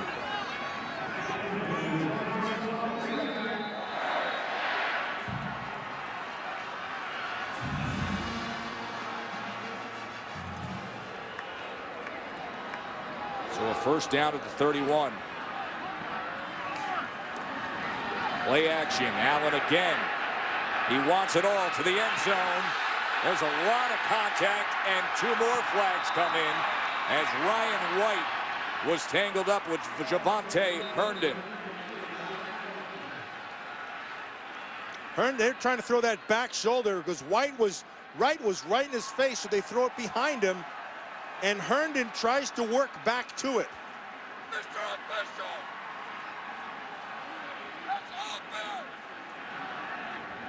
Once again, some mic issues with referee Matt Leffler. Watch on the backside. You're going to see it. He's going to try to work back. There's a hand in the chest. I'm not too sure about that one. And the ball being thrown where it was back to the inside actually White has caused position for it to be more contact, because then Herndon has to try to gain position to the inside. First down at the 16. Williams. Good block for Williams as he drives those legs inside the 10. Arkansas moving again. I like this kid. Jonathan Williams, he's got something to him. He's got some good power. He doesn't go down with one tackler. He's going forward. Generally, I mean, you rarely do you see him go backwards. Usually you'll see that scrum pile keep moving forward. He's fun to watch.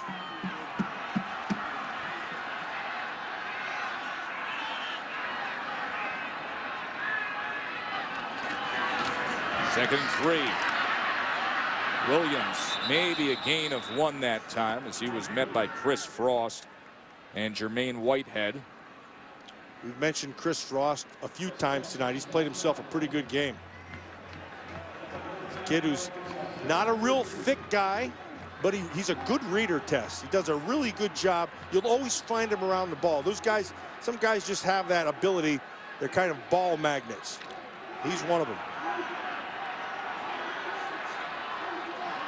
Third and 3. Well, they go to the true freshman, Alex Collins. Allen the pass. Off the fingertips of the usually reliable Hunter Henry. Yeah, he had that right away. He saw it right away. Henry's got to make that catch.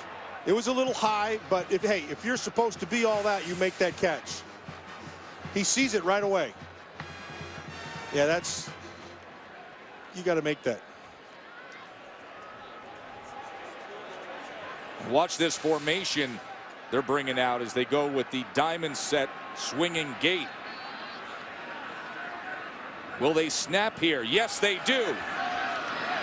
Little trick play here, and they get the first down out of it. It'll be 1st and goal, Arkansas. Austin Tate. You know, after a week of controversy about what was left off the coach's tape, and it was a swinging gate extra point that was left off, well, look what Brett Bielema pulls out. Yeah, you know what he did? He just out-Malzoned Malzahn. That's Brian Boehner. Now, why is he eligible? Because he was the end man at the line of scrimmage. They can go out for a pass. And I'm sorry, 87 is Tate. 87's Tate, and that's a fantastic job. Jim Chaney's been around the block a time or two, and so he's the offensive coordinator for Arkansas. He's done everything you can do.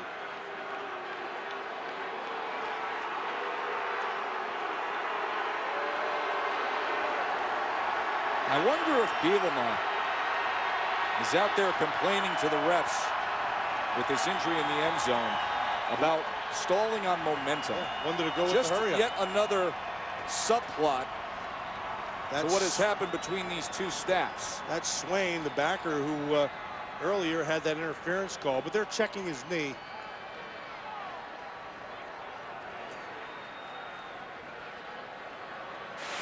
Well, you be the judge. Watch number 43. He's just standing there, Matt, fine as could be, and then he just drops.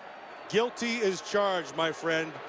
I mean, he's standing around looking over at the coaching staff, and then all of a sudden he drops. That's a legitimate complaint right there for Brett Bielema. That one's... And then watch Brett Bielema's reaction. He said, "Are you kidding me?" I think the SEC office is going to be a little busy this week after this game. They'll see that one. Good test. Hey, it's an 18-point game. But Pig Suey's got a little bit of momentum. And perhaps Anthony Swain will be nominated for an Oscar I mean, this is great acting, folks. Best supporting actor by a weak side linebacker. Testing 1, 2, 3, 4. Yeah, that's my kind of night. Yeah, that's my kind of night. That's my kind of night. Yeah, that's my kind of night. Come on. ESPN College Football Primetime as you're watching the SEC on ESPN. Joe Tessitore, Matt Millen, Maria Taylor with you. Well, there is Anthony Swain, the linebacker for Auburn. We hope he's okay. One would assume that he would be okay based on what we saw in the last play, as a little momentum stalling moment as Arkansas had the fake field goal. Now they have 1st and goal. And they go with the fullback right into the end zone. Kiero Small. A name that belies him in every way as he's been big for this program. And Arkansas is closing right back into this. They may just have ignited a little bit of suey pig down here. Remember last time they were down there, they stuffed them at the line of scrimmage.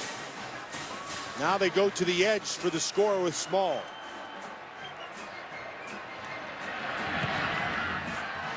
(28-17). They trailed 28-3 with 6:39 left in the 3rd quarter. And the irony of what is potentially, to our eyes, possibly faking an injury to stall on pace. Remember Gus Malzahn at SEC Media Days just this summer on the other side of this. We need to look at the guys on defense that are faking injuries to slow down these pace teams. Well, Matt, this was moments ago. And that was just the tip of it. What you don't see, this is the end of the play. Now you're going to watch him right down here, okay? He's on the ground. Yeah. He's going to get up. He knows the play was made. Now look his eyes. His eyes are back look to at the the way sideline. He's walking. Also, he's walking fine, perfectly fine. But his eyes are back saying, okay, what are we doing? And now he gets the signal or whatever they tell him. And now watch. Stand a little bit. He stands perfectly fine. Has his hands on his hips. Okay. And then just goes down. Yeah. And then Brett Bielema says, now wait a minute. He's saying other teams? Look at what they just did.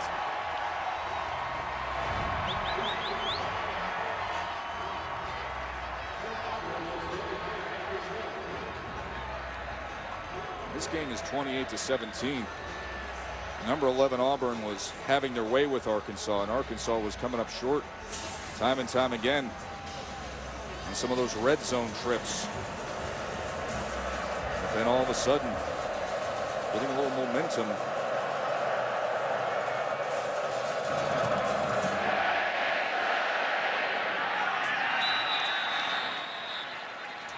Point game. Wendy Nix could be interesting. Let's check him.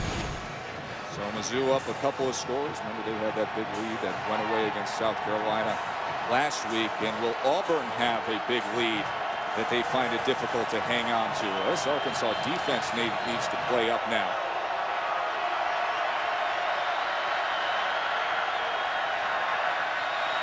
Here's Nick Marshall.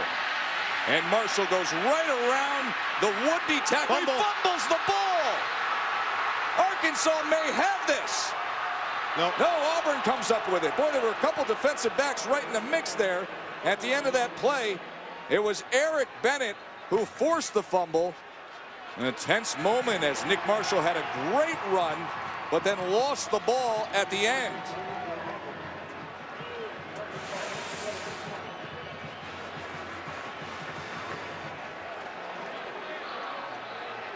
I think it may have been Marshall as the ball came back towards him. Oh. I mean, look at the Arkansas defensive back trying to bring the ball back in. I think it was Marshall who was able to get his own fumble. And now Trey Mason. And just like that, and this is how fast Auburn can work with this magnificent up-tempo run-based spread. They're down to the 38-yard line. You blink and they're on your side of the field. Well, Nick Marshall did a great job on that option because he had Eric Bennett flat-footed and got the corner just like that.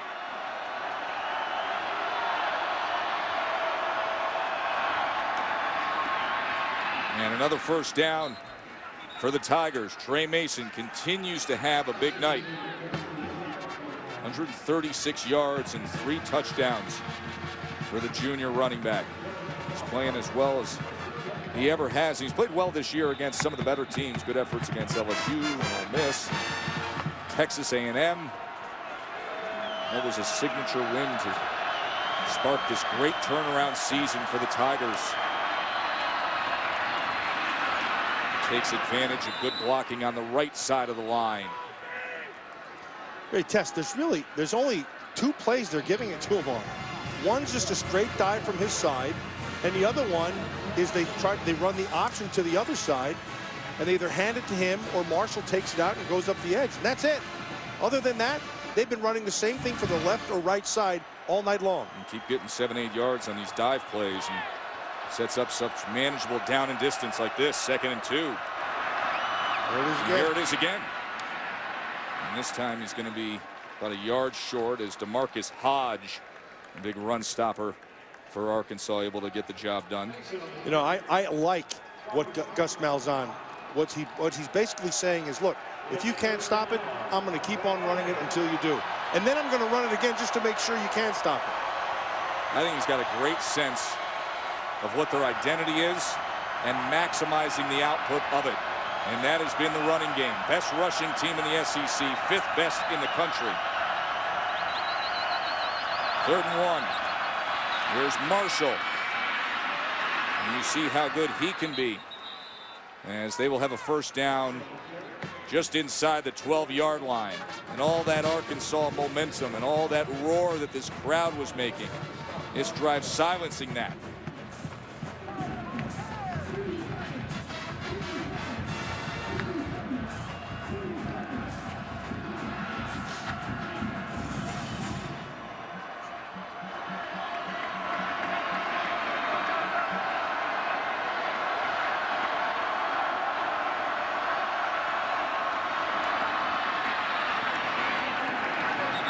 Braylon Mitchell with the tackle on Mason.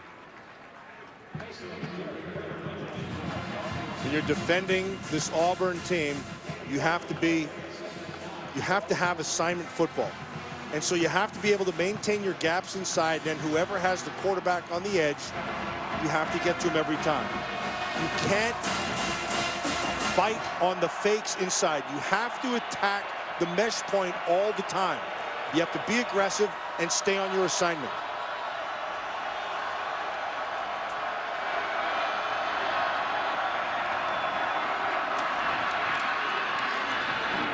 Mason gets it down to the 6-yard line, tackled by Brooks Ellis, the true freshman middle linebacker.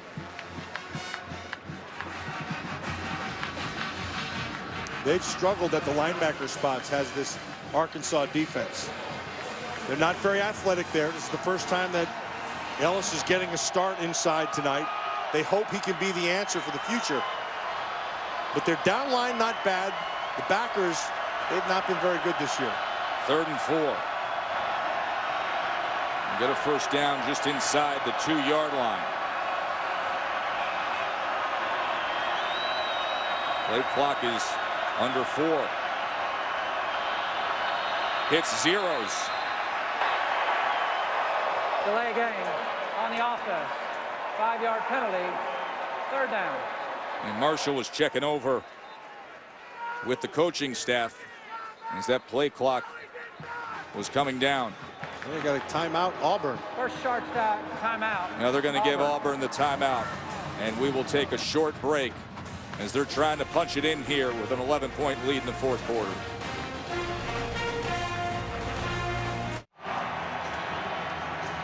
Joe Tessitore, Matt Millen, Maria Taylor.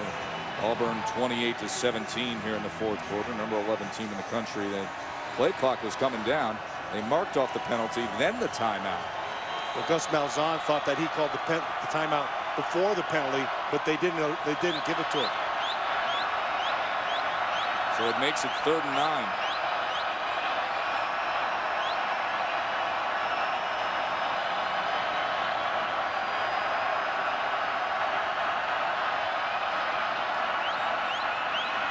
Trey Mason on 3rd and 9.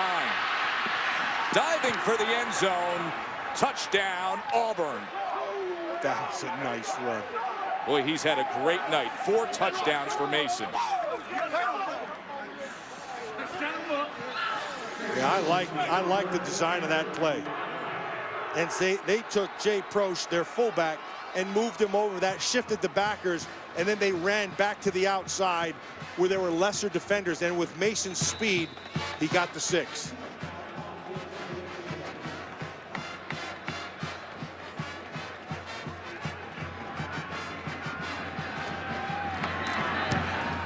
Archie puts it through. 13 rushing touchdowns on ESPN College Football Primetime, brought to you by USAA, proudly serving the financial needs of current and former military members and their families, and Audi, truth in engineering.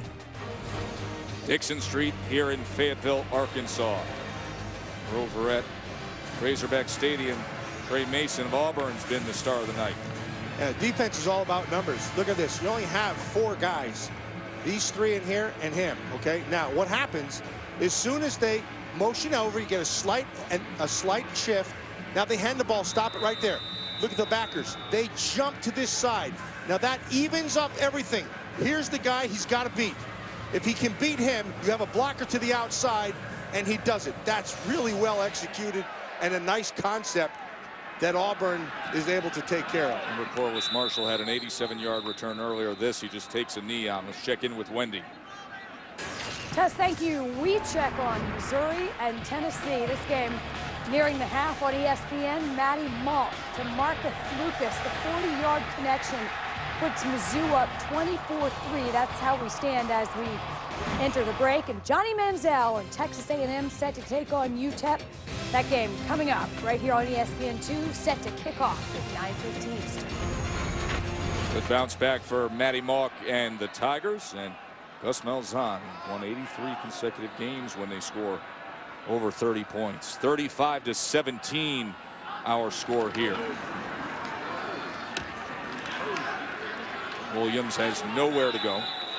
You know, Tess, Gus Malzahn's having a fantastic year with the turnaround here at Auburn, but Gary Pinkel has quietly put together himself a pretty darn good team and a very good defense, and I don't think anybody saw coming. Missouri just that one blemish, giving up the 17-point lead last week, the loss in double overtime to South Carolina, as this is complete to Herndon.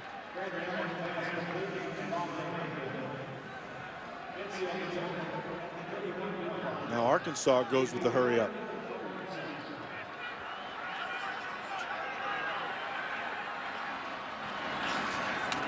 Allen steps up, he's going to tuck it, and he slides for a first down. What a turnaround you mentioned with Gus Malzahn. This is the best turnaround anybody's having in college football. Through 8 games last year, they were just 1-7, now 7-1, number 11 team in the country. Of course, Baylor sitting there at 7-0.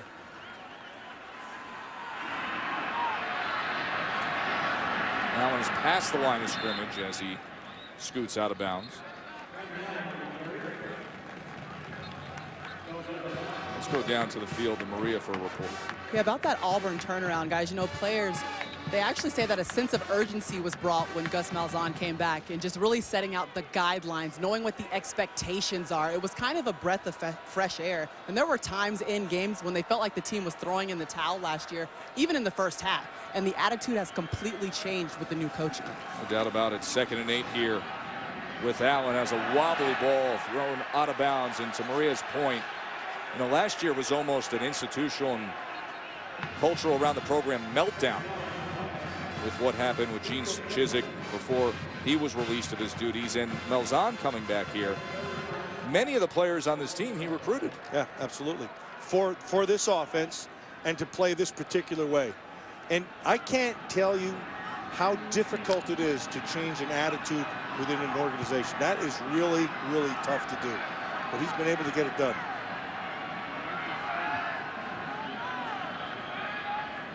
Third and 8 now. Allen Here's the slant, and that goes for about 7 yards to Herndon. He throws that ball pretty well. He's had that. He's been on that thing all night long. We'll set up this short yardage, 4th and 1. See if they stay with it. I think they have to. And they are.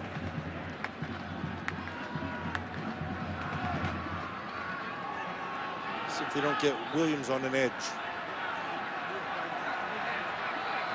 They're going to get locked up man-to-man if they are outside. Here's 4th and 1.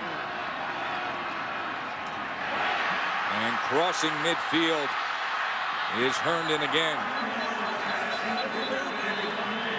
Another flag. Flag comes down in the middle of the field. Right there at the 48-yard line, so we will check on that. Pass interference on the offense, number 84. That's a 15-yard penalty from the previous spot. Replay, 4th down. I'll set them back on what was a 4th and 1. They got Hunter Henry, I think, clearing some space there.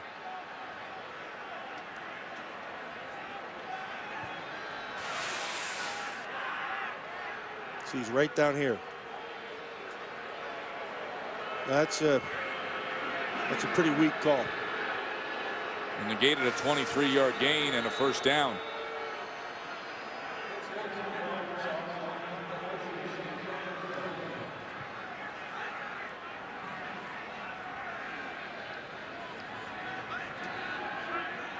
So Sam Irwin Hill steps on the punt.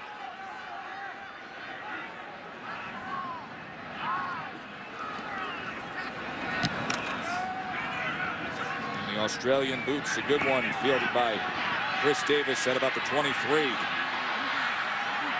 Davis weaves his way out to the 34. 18-point lead for number 11 Auburn.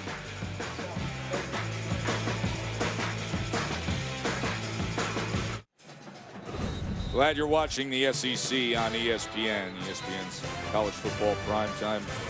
BCS standings are brought to you by Tostitos, Florida State, Miami, all tied up. Everybody was dismissing Miami this week. Alabama and Oregon on bye week, says LSU will be visiting Alabama this coming Saturday. That's another good coaching job going on down there at Miami with Al Golden, his staff. He's a tremendous coach and everything they've had to get through in recent years. More work for Trey Mason for 3. Here's Wendy Nix. Joe Tess, thank you. When last we checked, Florida State, Miami trailing 7-0. Here's Miami with the answer. And they've tied it up 7-all in Tallahassee.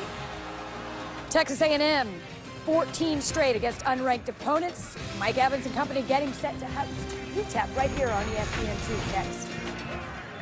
Mike Evans just having a statistically superb year. Of course, Johnny Manziel, probably the most thrilling, exciting player in all of college football. Will be coming up a little later. But Stephen Morris get Miami tied up with Florida State there. And just still a gain of 2. Maybe the best player in college football. There's a lot of debate, as right. I know your Heismanology. I might have to take that course one of these days. We teach it often. Take the poll every week of the official voters at ESPN, put in their ballots as if they're voting for the award there week by week. And it's a top-heavy campaign this year with Mariota and Jameis Winston and Johnny Manziel. Mariota's really fun to watch, too. He's gotten a lot better as the season even's gone on. Big game Thursday night, as there is a big down right here on 3rd. 3rd and 6 for Auburn. And Mason can only manage a yard that time. Waylon Mitchell with the tackle. You brought it up, so here it is. Number 2, number 5. Oregon visiting Stanford Thursday at 9 o'clock. College Football Live will get the night start at 7:30, and then College Football Primetime served by Applebee's Thursday at 9 on ESPN. And these are the results of our Heismanology poll. And we use the same exact formula as the way they calculate the Heisman Trophy. And Mariota is maintaining first. Winston gets a lot of support for first and second. He's in second. Manziel, people are split on. You got folks that still think of him as the number 1 guy, and then most who give him 3rd place support on those ballots. And Herndon calls for the fair catch. Just over 5 minutes to go here in Fayetteville.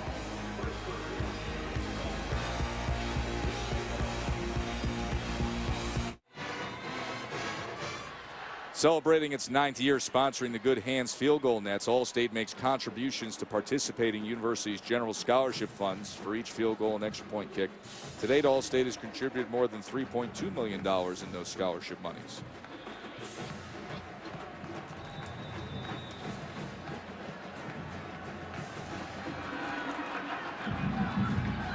Arkansas had some spirited moments here in the second half.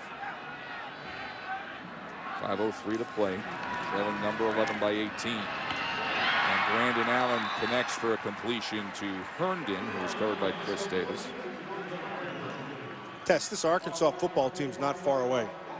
I mean, I know the record doesn't say it. It looks like they're going to lose their 6th straight, but they've got some good players, and if they don't beat themselves, they can be competitive with anybody. They can be very competitive with Alex Collins' future. He's brought down there, but he's a heck of a good-looking true freshman. Let's check in with Maria.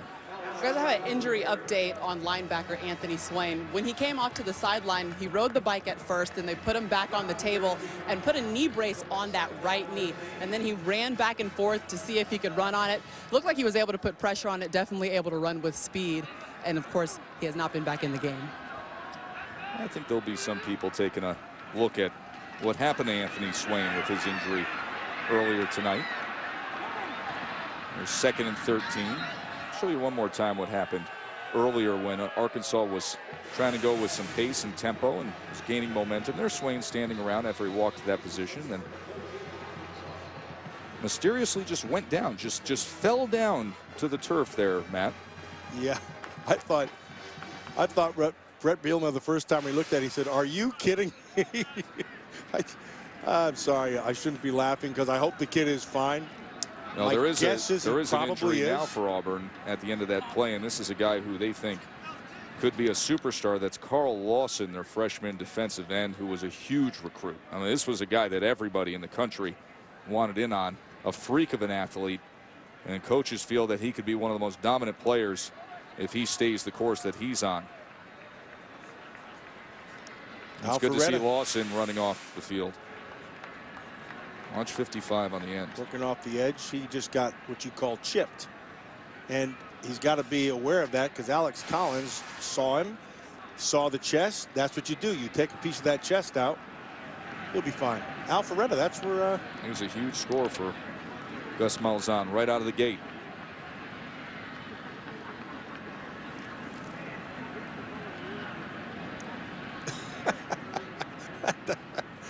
Oh, that's funny.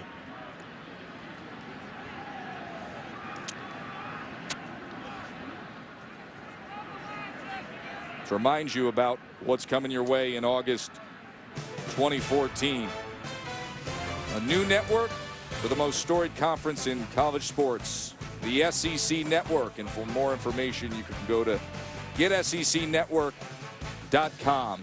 You will have plenty of Saturdays filled with SEC football on the SEC Network, original programming, and the rest.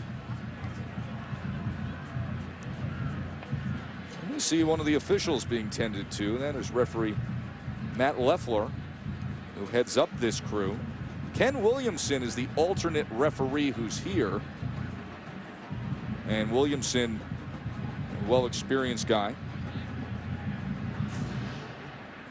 In fact, he was the referee heading up the game officials last week in that classic South Carolina-Missouri double overtime game. So give me that hat.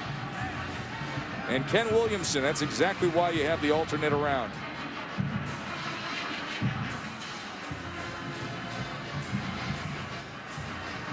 So they hand him the hat, takes the whistle. We hope Matt Leffler is okay, as the Arkansas trainers are going to help out the veteran SEC referee.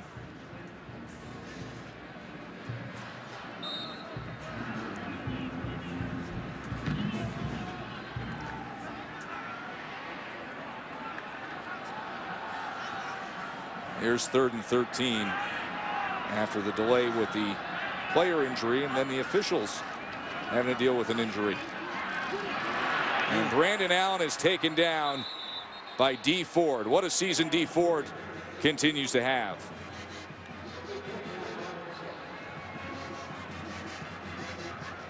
Maria telling us that Matt Leffler was a referee dealing with a calf injury there. Wish him the best as Arkansas will be punting away again.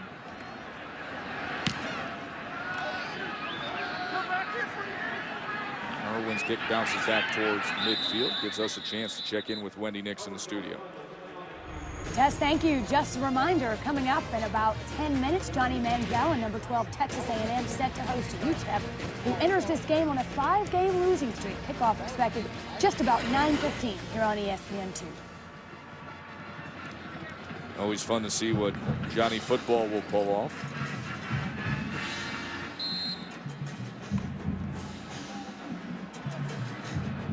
This Auburn team could really have something special in this month of November, especially with Mason running the way he is. 168 yards and 4 touchdowns on the night. Well, they got a couple other guys in that backfield who are pretty darn good, and right here is one of them.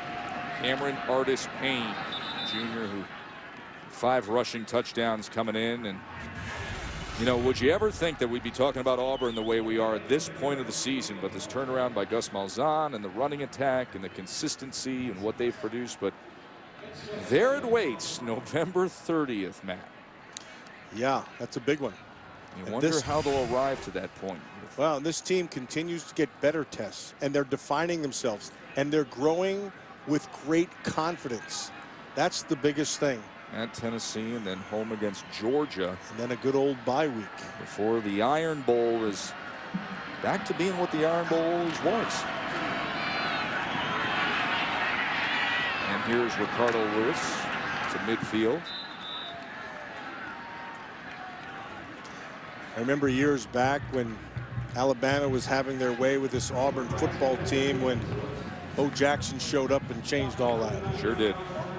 Pat tie-dye. There's a guy right at Trey Mason.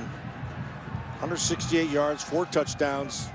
He was everything they wanted him to be tonight. Anytime they asked him for a big play, he responded.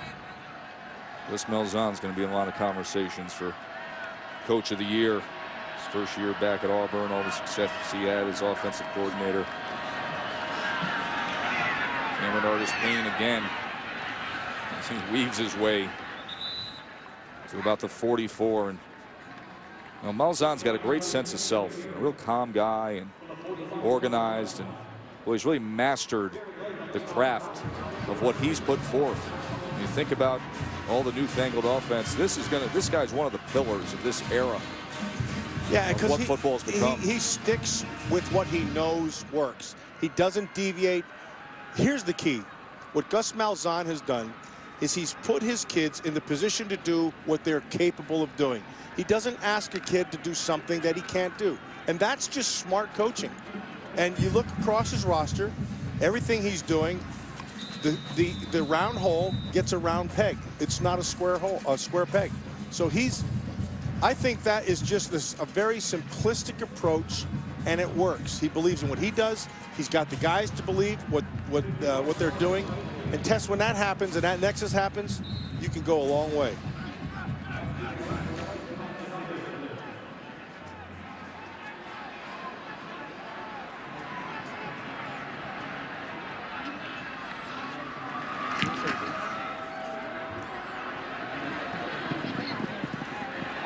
That bounces perfectly at the 1 and then gets touched up at the 4. 61 seconds remaining. And here is Auburn, soon to be 8-1, on a night when Trey Mason played like an absolute superstar.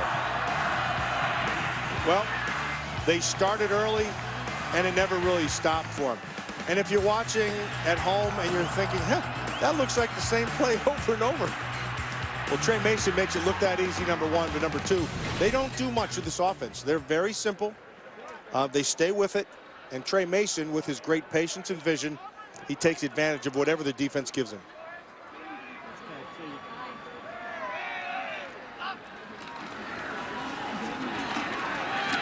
Straight ahead is Jonathan Williams, and look at Williams giving that effort right to the end here. You like to see that on a team that's been struggling against a stretch in the SEC where they are playing 5 straight ranked opponents. They're headed towards 6 straight losses, but you fight to the very end. Heck, I think that puts him over 100 yards himself. It does. He has 104 on 15 carries. The freshman Collins had 84 yards rushing tonight. As he will add to that. Ball came out at the end there. He's going to have to work on that. They fumbled and lost a few of them tonight. That's Auburn's ball, so they'll close out this game as Gabe Wright, their defensive tackle, came up with it. And Brett Bielema, he knows the long-term plan. First year at Arkansas here. Watch the end of this play. As Collins still down at the end of that play, Chris Frost came in and forced the fumble. And this is a big part of Bielema's master plan, having young talent like Alex Collins come into the program. He said recruiting's going fine. And you know the success he had up at Wisconsin, guiding them to 3 straight Rose Bowls, and he does it his way. Loves the power run game. Likes the discipline of an organization. But this is a tough stretch here in year 1, Matt. He's going to be fine, Tess. They've got some kids here who can play. He's got a roadmap that leads to the destination he wants to get them to. I think he's been there before. He understands how to do it. He understands the recruiting piece of it. I think he's a good head coach.